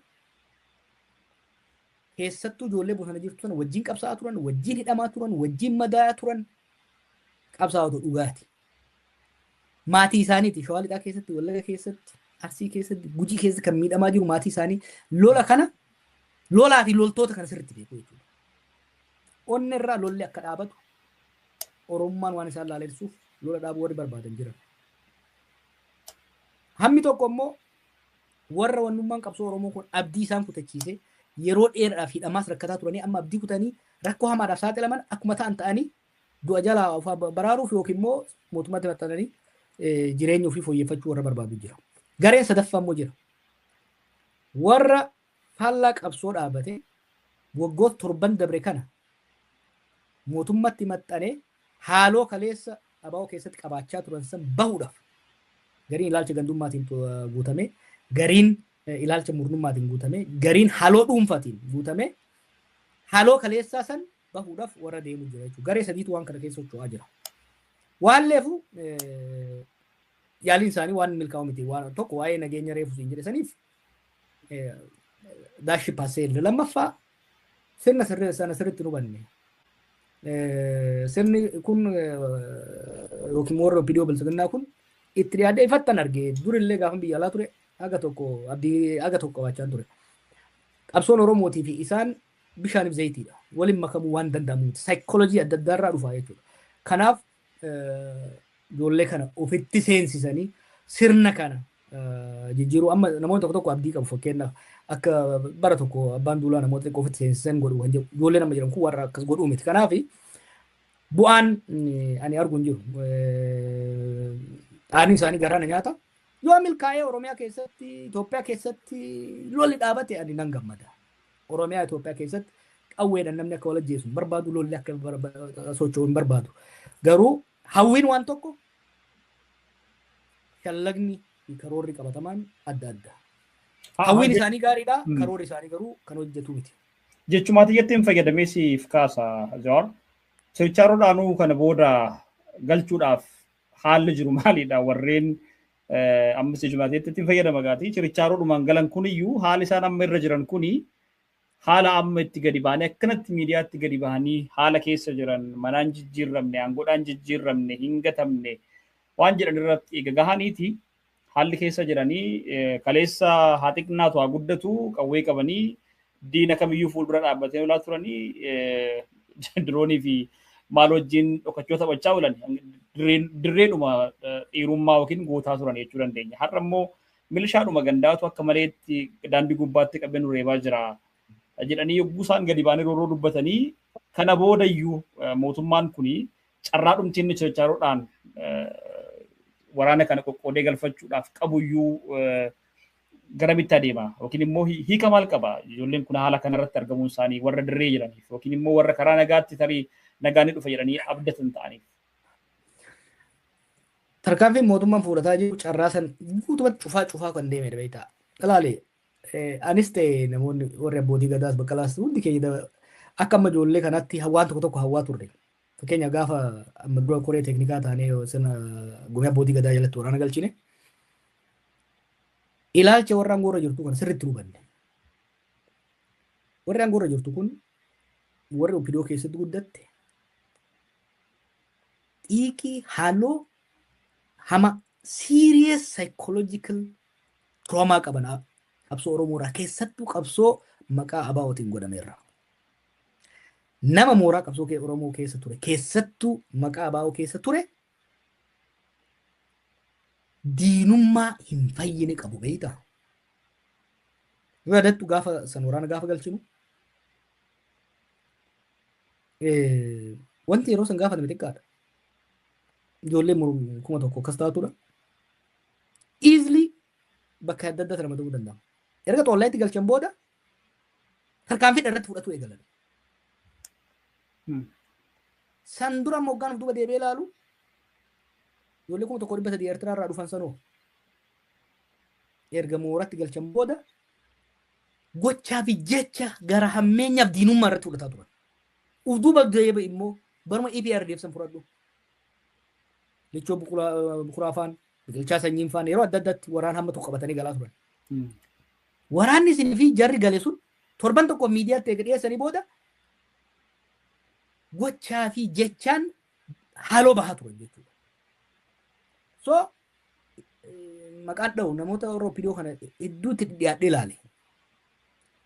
Yeroo wayyaanetti galansan duulli qabsoo Oromootirraa itti godhamaa ture sun hariiroon isaan Oromoo wajjin qabaataa turan sun Oromoo fi keessattuu qabsoo Oromoo irratti gadoo hamaa akka qabatan carraa argatan maraan nama isaanitti makamu san dura itti fayyadamanii san booda salphisanii xiqqeessanii nama keessa jibbisiisanii gatuudha barbaadu jechuudha. Lichoo bukuraa irratti san godhan boodara golicha dheenga irratti akkas godhan ijoolleen galchin irratti akkas godhan ijoollee obbo Daawud fa'aa Eertiraa irraa galchan irratti akkas godhan ijoollee sanyiin faan galchan irratti akkas godhan gara fuuldurallee kan godhan jechuudha.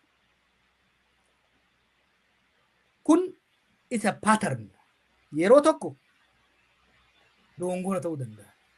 Yeroon tokko haala wayii ta'uu danda'a. Shan sii kaa'eera bara.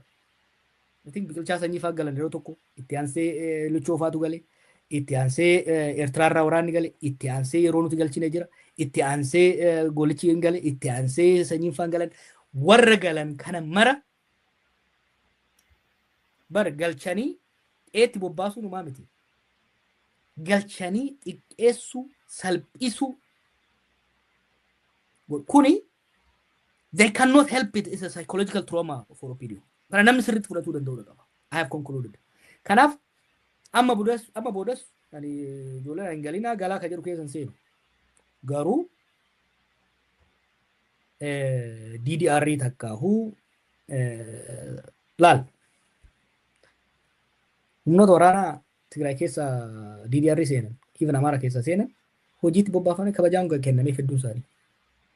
Ijoollee Oromoo keessaa garuu ani on sobee ijoolleen dhiyeengadda sanyii wajjin galte ragaa ba'uu dandeessa. Jechiif arrabni isaaniin jechaa turan kan lafee cabsu ture jechuudha. Hedduu isaanii hin ajjeesan. Hedduun isaanii bosonatti deebi'anii lola isaanii itti fufan jechuudha. Gara fuulduras wanni kanarraa addaa waan dhufu natti hin fakkaatu. Hamma saayikolojiin sun hin jijjiiramne. Saayikolojiin sun immoo hamma opiniyoon olaantummaa sirna siyaasaa qabaattee jirtutti waan jijjiiramatti fakkaatu.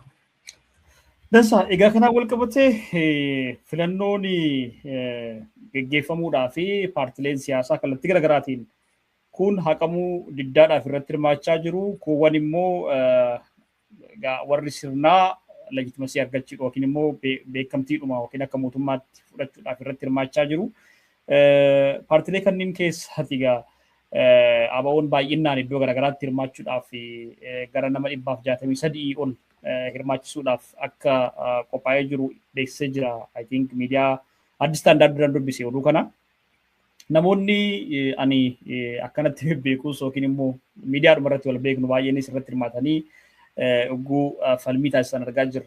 Dhimma darbii kana dhimmi ijoo ta'ee kan ka'e dhimma Finfinneeti. Dhimma Finfinneeti irratti jaala kiyya durii jettee barreessite Facebook irratti argeen ture irra akkasuma dhuguma jaala kee duriiti. Dr. Biraanuu Leenjisoo waan ta'e kaasanii turan. Dr. Biraanuu Leenjisoo gaa kanaan dura Gaaddisa Raabaa Doolitti irratti illee iddoo garaagaraatti wayita fincila diddaa gabrummaatis wayita fincila xumura gabrummaatis isin faana baay'ee hirmaachaa ture. Ijjannoo isaa sirriitti beekta jedheen yaada. Dr. Biraanuu Leenjisoo maal jennaan fincila sana keessa hunda darbee as gahee waa'ee dhimma Finfinneeti irratti Finfinneen kan Oromooti jechuu qaanfate jetteeti yaadda. Waan barreeffamaan keesse argeen jira garuu hawaasuma keenyaa fi hammanuma hunda dhaayii waan jedhuun si kaasuu barbaada. Mee dura dursee ijjannoodhuma Dr. Biraanuu kana dura bara qabsoo beekturraa nu ka'eeti har'a maaltu kana fideetti nu koottu maaliifi Dr. Biraanuu namoonni tarii keessattuu dhaloonni ammaa kun waggaa 5-6 gara miidiyaatti dhufan kuni baay'een beekan yoo ta'e achirraa kaasuu barbaada. Biree guyyoota dabre kana namni akka malee itti bu'ee ittiin dabalu dhiisafi. Garuu ajandaan kun maa ka'e kaja'u irratti fuulleffamne. Ajandaan kun gaafii fi mormii fi filannoo irratti dhiyaatu dura torban tokko lama dura waan wayii baasanii turan. Gaafii Finfinnee furmaata akka deebi'uuf Oromiyaa jalatti akka deebituuf kan jedhu afaan Amaaraatiin qophaa'ee keessattuu warri Amaaraa kanatti ergamaa ture. Ajandaa guddaa ta'ee ture. Ajandaa qoqqoodanii bituuti.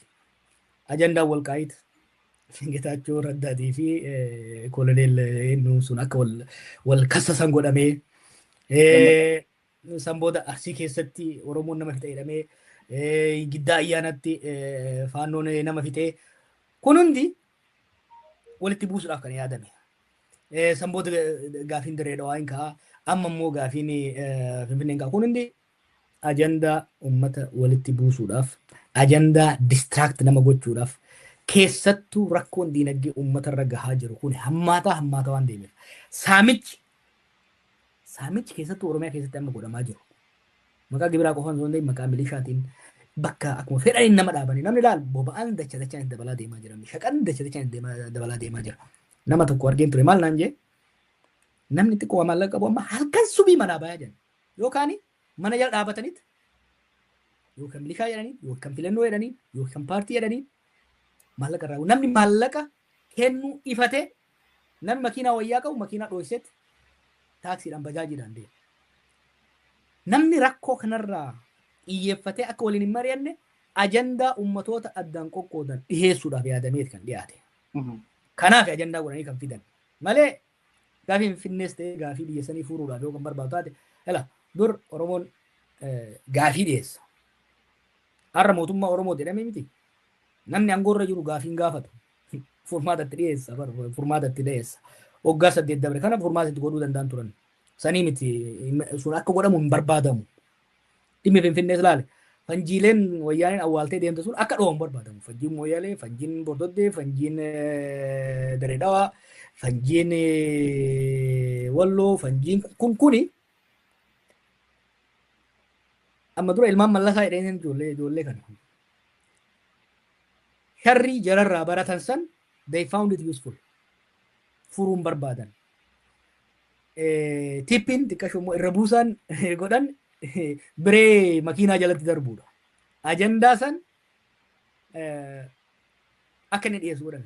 By the way, jarri opiidiyootuun waan qajeeltoo hin beektu malee waan sharriitti baay'ee cimtuudha beeki. Waggoota 7 kana dhimmoota controversial ta'e dhimmoota uummataan walitti isaan buusu ofii qondaalonni isaanii gameeyyiin hin dhiyeessan. By the way, qondaalonni isaanii gameeyyii gabbayanii mormituu maqaa dhayanii arrabsan hin agartu. Yookiin immoo ka dhimma dippiloomaasii irratti waan biraatu kan agartu. Ameerikaa arrabsuudhaaf leencoo baatiin bobbaasu. Oromoodhaaf walitti buusuudhaaf Biraanuu bobbaasu. Amaaraaf nama qabsoo keessa ture gadi bobbaasu. Maaliif waa lama. Tokko inni nama alaati barduraanii jedhanii deniability kennaa plausible deniability waan jedhamu jira siyaasaa keessatti. Plausible deniability ofirraa fageessuudhaaf inni duruu extremistiidha. Yeroo tokko qajeela mardaasaa akkas godhaniirani dhimma tokko irratti. Eega dubbisanii booda maal jedhanii nuun laallatu hin jedhu. Plausible deniability kennaaf. Lammaffaa immoo akkuma reefu hin jedhu nama qabsoo keessa seene kun gaafa qabsoo keessa turu isaan qeeqaa waan tureef isaan madeessaa waan tureef ofiin qixxeessanii busheessanii ajeessanii uummata biratti akka inni jibbamu godhanii niwutiraalaayiz godhuu barbaadu. Biraanuun hin beekama dhimma Finfinnee kanarratti nama qorannaa hedduu barreessedha. Nama dhimma master plan irratti hedduu haasayaa turedha.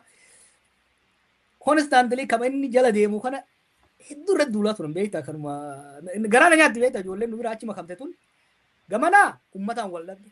Garasii barandaarra jirti booroo ol seentee hin jirtu.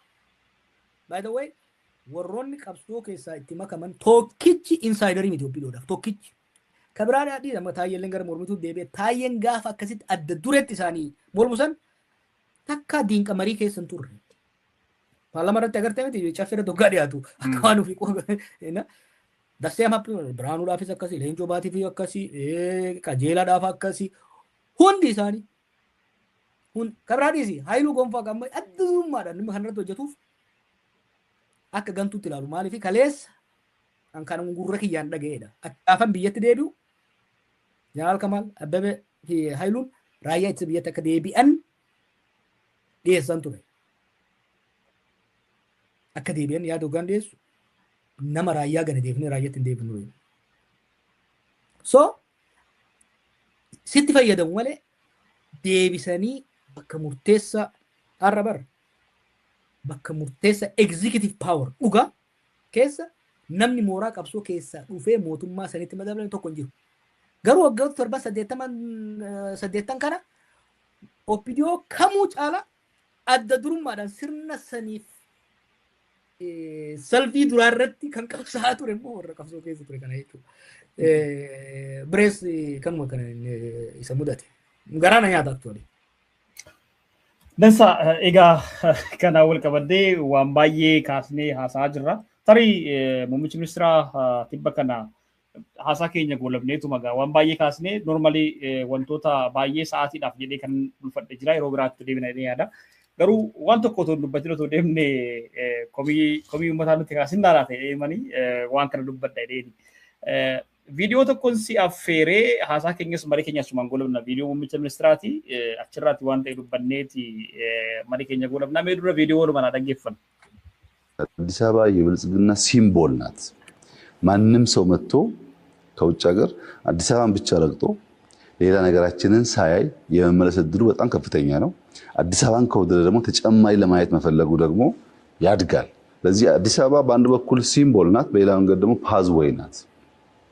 እሷን ያየና ያደነቀ እሷን ያየና የወደደ አርባ ምንጭ ልይ፣ ሐዋሳ ልይ፣ ባህር ዳር ልይልና ለተጨማሪ የብልጽግና ጉዞ መንገድ ታገለግላለች እና የመጀመሪያ ኢንትሪ ፖይንት ናት። አንተ ቤት ስመጣ ገና ግቢው ያልተመቸ ከሆነ ቆሸሸ ከሆነ ሳሎን ብዙ ውስጥ አይፈልግም። ሳሎን ገብቼ ሳሎን ያልተመቸ ከሆነ እንደዛው ለመጀመሪያ ላይ ያለው የፈርስት ኢምፕሬሽኑ በጣም ኢምፖርታንት ነውና አዲስ አበባ ማማሯ ሰፊ ህዝብ ያላት ከተማ መሆኗ ብቻ ሳይሆን ለሌሎችም ልማቶች እንደ ፓዝዌይ የምታገለግል ስለሆነ ከኢኮኖሚ አንፃር ጥቂቱን የገለጽኩት በጣም በርካታ አድቫንቴጆች አሉት። ሁለተኛ ኤንቫይሮንመንት እንውሰድ። ከባቢያዊ ግቡ ደግሞ የኮሪደርን ንጽህናው የተጠበቀ ያማረ ዘላቂ ኤጋ ሀሳሳ ነሞኒ ባየን ሚዲያሌ ሞቱማ ሁንደረት ገለከመ ይራው ተኮቲ ገረ ሚዲያ ኩዳ ወይ ትረት አይ ቲንክ ወንዶ ጉሩ ዋደ አችራ ደገፈቹ እንደው namoota afaan oromoo beekneef waan xinnoo jedheen hiikaa inni Dr. Abiy irraa dubbatanii Finfinneen bareeduun ishee agarsiistuu biyya keenyaati paazweeyidha yookiin immoo ulaa Finfinnee ilaalanii biyya keenya tilmaamuu danda'u walumaa galatti agarsiiftuu badhaadhinaa yookiin immoo guddina biyya keenyaati waan jedhudha kan inni kaasaa jiru. Dabalataan namni Finfinnee ilaalee Bahar Daar, Jimma, Gondar deemee daawwachuudhaafidha hamilee horataa. Isaanittiyyu ergituudha yookiin immoo agarsiiftuu biyyoota yookiin magaalota birooti waan jedhudha. Mariin kun xiyyeeffannoon isaa inni guutuu walumaa galatti waa'ee magaalummaa fi magaalatti galuuti irratti kan xiyyeeffatedha. Waan biraa homaa waan addaa of keessaa hin qabu. Sa'aatii tokkoo fi daqiiqaa 44 taa'ee dhaggeeffadhe yeroo lama sadii irra deebi'ee wantoota ijoo biyyaa maaltu irraa ka'a jedhee garuu wanti keessaa argadhe waanuma kanniini inni biroo tokko tarii yoo yeroo qabaannetti deemne. Walumaa galatti haasaa kanarraa ergaan guddaan ati argitu maali Jawaar akkamitti tilmaamte? Kee kana isaan dhiyeessu ko isaan aarsee tokko afaan wasaatirra dhageenye. Maaliin jechaan ture የብልጽግና ደሴት takka odoola biltsiginnaa jechaatiin ture miti. Abiy waan tokko jijjiirre waggoota 8 darbe kana keessatti. Yeroo tokko kun gameessa Oromoo tokko jedhayne yeroo san faannoo fi qeerroon kun qawwee hin qabanne gana. Garuu jeequmsi ture naannoo kana. Bahar Daar jeequmsi ture gamana jeequmsa kana jeequmsi kana odoon babal'anne marii haguun jennaan yoo barbaadan fincilli fedhate hafuuf Finfinnee irraa kiiloomeetira 100 irratti raadiyeesii goone giriin zoon uumne akka nu Baagdaaditti warra Ameerikaa godhan yookiin immoo Mogadishoo kanatti deemnaa. Abiyyiif Itoophiyaan Finfinneedha. Finfinneen nagaa qabaannan Itoophiyaan biraa yoo barbaade haa gubatu. Oromiyaan biraa yoo barbaade haa gubatu. Finfinneen miidhagnaan Finfinnee keessaayis karaan guddaan boolee sun miidhagnaan viidiyoo tokko jira kan inni warra kaabinee kan walitti qabee baasaan deemaa agarsiisaa ture. Achirratti dhamanaa bara. Namni waggaa biyya alaati boolee eerpoortii dhufee deemu karaa kana laalaa deema. Bareedina kana laalaa deema. Kanuma laaluu deemaa jedhu. So I think interviewin kuni ilaalcha Abiy, hawwii Abiy, hubannaa Abiy kan hunda dura caalaa ifatti kan agarsiise jechuudha. Finfinnee jechuun Itoophiyaadha. Itoophiyaa jechuun Finfinneedha. Finfinnee keessa immoo guddina Finfinnee akkamitti ilaala? Miidhaginaan ilaala. Finfinnee immoo eenyuuf ilaala si tokkaati? Finfinneen kan miidhaguu qabdu immoo eenyuuf ta'e jiraattotaaf miti. Warra alaatiif namni biyya alaatii hoggaa dhufeedha. Okay, turizimii hawwachuun gaariidha. Let's say turizimii hawwatu barbaade. Tokko turizimiin otoo poteenshaalii keenya dhibbaa odoo eksploitii goone parsantii 2 caalu dinagdee biyya Itoophiyaatiif. Okay. Dinagdee Finfinneetiif parsantii 10 hin gahu. Lama say namni biyya alaatii dhufee karaa boolee kana miidhagina arge. Laallibalaa akkamitti dhaqa? Faannoo torkaa qaba. Yoo turistiin Laallibalaa yeroo dhumaatiif kan dhaqe waggaa 5 dura. So humar amma waggaa 4 maali ji'a 4 akkana dura leellisaa turan. Turistii meeqa dhaqe? Ginci nama meeqa dhaqa? Ginci maasii tana. Gatii haleelaa keella kan Awaash irraa kun cufaadha. So tokkoon lammaffaa yeroo bal'aa fudhannee irra mari'annee because this goes into his entire worldview. Anattu natti himee yeroo tokko waa'ee diinagdee kana ilaalcha isaa diinagdee kana hubachuudhaaf hoggan gaafadhu waan amma jedhe kan barbaatiin dubbate. Qaroomina kan misooma jechuun jalqaba qaama kee qulqulleessuudha, sanboota huccuu qulqulluu qabaachuudha, sanboota biiroo kee qulqulleessuudha, sanboota mooraa kee qulqulleessuudha, sanboota magaalaa qulqulleessuudha. It's all about aesthetic. Waa'ee bareedinaati, waa'ee miidhaginaati. Waan nyaachuu, waan garaa keetii, waan uffannaa keetii, waan mana keetii hin jiru. Amma Finfinneetti haa fudhannu. Finfinnee Abii kantiibaa Finfinneetii haa jennu ka Itoophiyaati miti.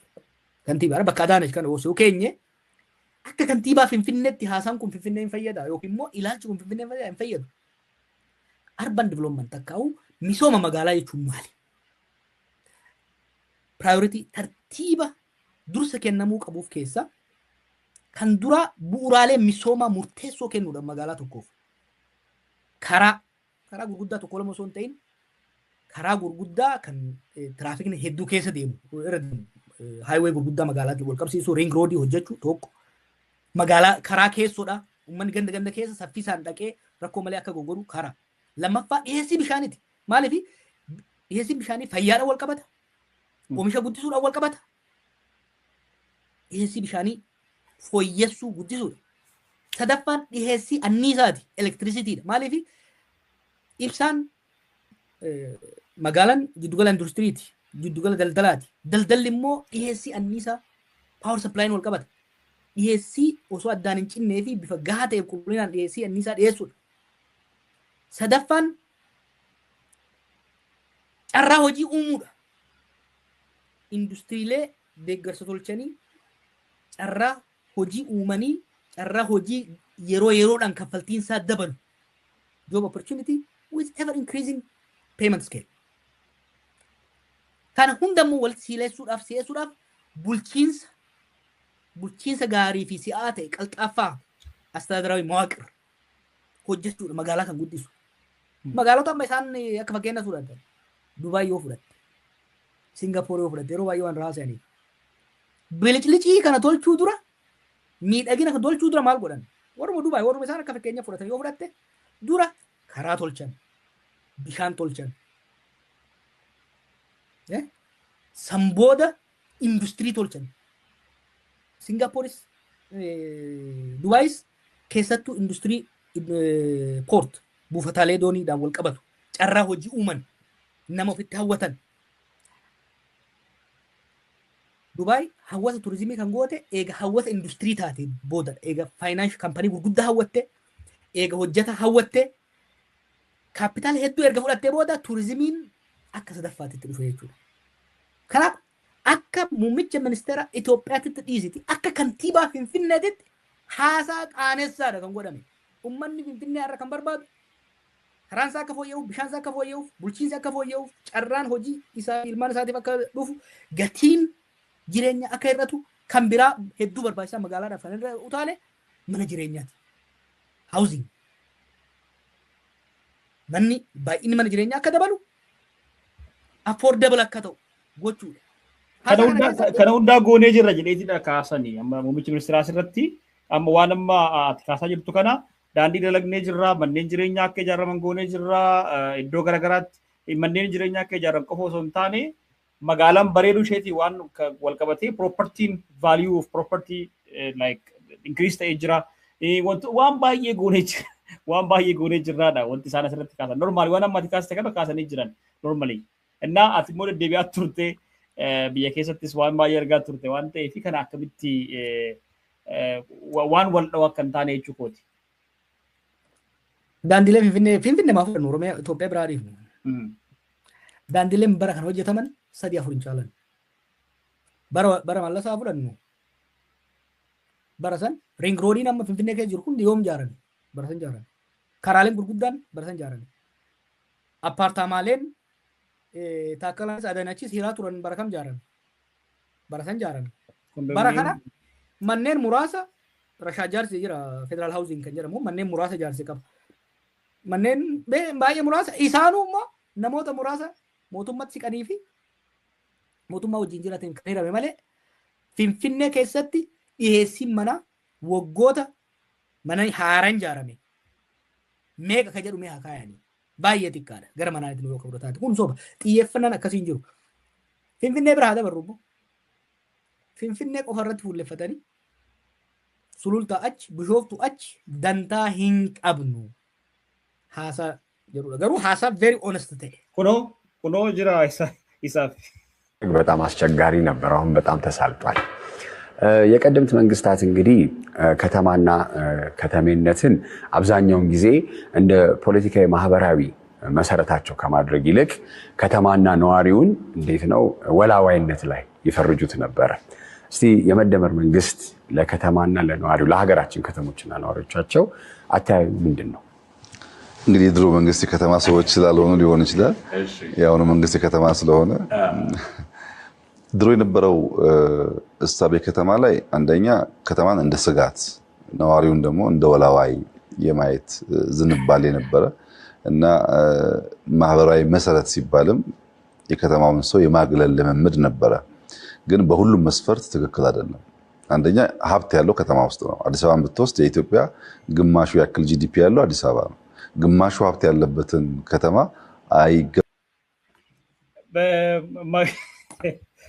magaalaa ilaalla magaalaadha malee buraayyootti dabaraadhumaan barbaadu waan jettee fi afaanuma isaaniitiin irraa ta'eeyyeen magaalaadha malee bakka biraan jiru qabeenyi biyyattiyyuu GDP 10 ol magaalaa kana keessa jira waan jedhudha kan kaasanii itti fufuu dandeessa. Karaa waan hin deemu malee sila bal'inaan carraa fudhannee daataadhaan si agarsiisa. Uummata biyyattii keessaa magaalaa kan jiraatu parsantii 20 waan caalee natti fakkaatu gammatti 25 waan caalee natti fakkaatu. Uummanni harka 75 magaalaa jira tokko. Lammaffaa diinagdeen biyyattii har'as irra jireessi qonnaaf baadiyyaa irratti kan hundaa'e jechuudha. By the way kana warra itti araboota faranjoota itti dhufan kanatu mataa isaa waa keessa hin jirre kana keessa kaayaa jira. Addunyaa kanarratti biyyi guddaan aqwaraatiidhaan misoome hin jiru. Karaan ittiin misooman baay'ee akkasa salphaadha.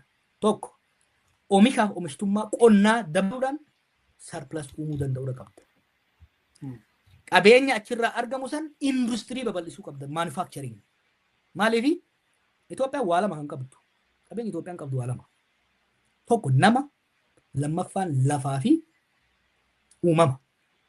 Itoophiyaa guddisoo barbaadde misooma namaatii fi misooma lafaa irratti hundaa'uun dirqama. Misooma namaa akkamitti guddifta? Amma dura jedhee qulqullina barnoota kan dandeettii ogummaa skills build goote biyya keessattis hojiitu bobbaasu biyya alaattis bobbaasu. Biyya keessatti immoo qonnarraa oomisha argatu saniin maallaqa argatu saniin bunarraa isaa ta'u kan biraarraa argatu saniin industirii banaa deemta. Industirii san keessatti nama leenjifte kana industirii san keessa gootee guddisaa deemta. Industiriin sun alergii keessii guddisa, carraa hojii keessii babal'isaa deema. Industrial base. There will be no development without industrial base. Industrial basein jiraachuu danda'uu qaba. Ammatti ni qophoofnee isin agarsiisa. Industry base manufacturing waggoota 80 darbe kana hin hir'ate hin kufe Itoophiyaa keessatti. Hin kufe hin daballe. Manufacturing jaarame hin kufe. Qonni hin kufe. Xiqqoo kan wayyaa service sector. Service sector is maali? Kan Finfinnee keessatti maalleen bika adda addaatii sababa lolaatiin dheessee dhufe kun Finfinnee keessa gargaaru qofa jechuudha. Kanaaf amma gama GDP yeroo dheeraa fudhata malee it is crazy wanni inni haasa'e kuni waan namni biyya hogganu ta'uu dhiisi namni maraataan dubbatu miti. Ta'uu hin danda'u maaliif biyyi tokko biyyoonni mootummoonni amma duraa bari dongora qabu no question baalaansii magaalomsuu takkaa'u urbanization is important. Urbanization jechuun maali immoo? akkuma reefsi injee magaalaan giddugala industirii ta'a. Giddugala misoomaa kan magaalaan sochiin magaalaa lama. Industirii fi daldala. Industirii and trade service sadaffaa yookiin dabalata. Industirii babal'isaa, daldala babal'isaa, service babal'isaa deemuu danda'uu qabda. Kana keessa kan ummata hedduu harkifatuu fi weelzii uumuu danda'u, qabeenyi uumuu danda'u industiriidha. Industirii babal'isuu kan dandeettu immoo qonna misooma qonnaa guddiftee maallaqni misooma qonnaatirraa dhufuun surplus qonnaan bulaanii fi hawaasni qonnatti hirmaatu sun qonna waan ofii nyaatu bira dabarsee maallaqni lafatti haftee fi maallaqa saniin warshaalee xixiqqaarraa gara warshaalee gurguddaatti namichi Baaleetti hojjete, kan Wallaggatti hojjete, kan Gojjabitti hojjete maallaqa isaatiin magaalatti galee faabrikaa xixiqqaa daldala xixiqqaa eegalata. Achirraa biyyi kan guddatu. Mootummoonni amma duraatis kana kan godhaa turan baay'ee mootummaa Itoophiyaa qofaa miti. Mootummaa Keeniyaa fudhadhu, mootummaa Kooriyaa fudhadhu. Biyyoonni amma addunyaa raajeffachiisan. Kooriyaa yoo fudhatte, Taayigars jedhanii kan guddatan kun Biraazil yoo fudhatte, Indiyaa yoo fudhatte magaalaa jiddu galeessa godhataniiti miti. Baadiyyaa guddisaa garuu immoo yeroo baadiyyaan guddataa dhufu jechuun oomishni fi oomishtummaan baadiyyaa hoggaa guddataa dhufu magaalaan sanirra akka fayyadamtu akkuma reefu siin jee maaliin jee magaalaa misooma magaalaa hoggaa jennu daandii, bishaan, enerjii, housing hoggaa gootu namni maallaqa baadiyyatti hojjete kun hoggaa magaalaatti dhufu haala mijaa'aa uumtee fi industrialization fi trading keessatti akka hirmaatu haala mijeessuudha. Biyya akkanatti guddata malee akka inni jedhu kanatti miti. Wanni na ajaa'ibu waggaa 8 har'as kanuma haasaa ture. Har'as by the way waggaa jalqaba biyya Ameerikaa dhufee osoo garaa gaarii mamuudhaaf qophaa'u san gaafsanis kanuma haasaa ture. Akkamitti ilmi namaa waggaa 8 waggaa 8 dura barnoota hin qabu haa jennu. Muuxannoos hin qabu haa jennu. Namni waggaa 8 keessatti waan biyya faayidaan qabnu tokko irraa baratee akkamitti hojjijjiiruu dadhabaan is mind boggling. Dasa egaa Jawaar sa'aatiin keenya baay'ee deemee jiraatiin isaa daqiiqaa kurnan tokko dabalannee deemne akka jarjaraa jirtu quban qabaa. Egaa waan jettu yoo qabaachuu baatte sagantaa keenyaan gaafii keenya asumaan xumureen jira kanarraa yeroo birootti nutti deebina. Haa ta'u carraa bal'aa fudhannee irratti mari'achuu qabna. Ana qofa osoo hin ta'in ogeeyyota diinagdee uummanni keenya hubachuu danda'uu qaba. Maaliif this policy wanni amma inni haasee kaleessa haasee kun it is very honest. Ilaalchi Abiy isa dhugaa kan lafa kaa'edha. Ilaalchi kun immoo kan inni uume osoo hin ta'in yaada prosperity jedhu kana bara 1950 irraa kaasee kaapitaalistoonni Laatin Ameerikaa irratti uumanii san booda gara Afrikaa fidanii Naayijeeriyaa ittiin kasaarsanii amma Itoophiyaa irratti ittiin eksperiment godhaa jiranidha. Yaanni kun yaanni uummata wayyaba biyyattii, uummata baadiyyaa galu, uummata qonnaan bulaa moggatti dhiisee namoota muraasa irratti industirii babal'isuurra karaalee fi gamoo miidhagsuu irratti fuulleffatu kun biyyoota hedduu kan kasaarse waan ta'eef sirriitti irraan mari'achuu. Karaa Naayijeeriyaa hordofna moo karaa Veetnaam hordofna moo karaa Biraazil hordofna kan jedhu marii bal'aa gaafata. Anis deebi'ee irratti haasa'uun barbaada. Hayyoota diinagdee na caalaa moo waan kana beekan irratti akka affeertu si gaafadha. Galatoomii haa ta'u. Tole galatoomii obbo Jawaar waan dandeenyu hundaa hin goone egaati. Kabajamtoota daawwattoota Kuush Miidiyaa Neetwoork mariin keenya obbo Jawaar Mahammad wajjin har'a goone kana fakkaata. Gabaabina yeroo irraa kan ka'e akkasumas babaay'ina ajandaalee ijoo gurguddoo dabalataatiin kan ka'e marii keenya gabaabsinee waan hundayyuu hanga dandeenyetti tuttuquu yaallee jirra. Jawaar yeroo keetiif galatoomii siin jedhaaf yeroo biraatti walitti galuutti nutti nagaa ta'e. Ayee nagaan jiraadhu Tileen. Tole daawwattoota keenya yeroo biraatti sagantaa birootti walitti deebina. Har'aaf sagantaa keenya kanumaan goolabama yeroo gaarii qaban.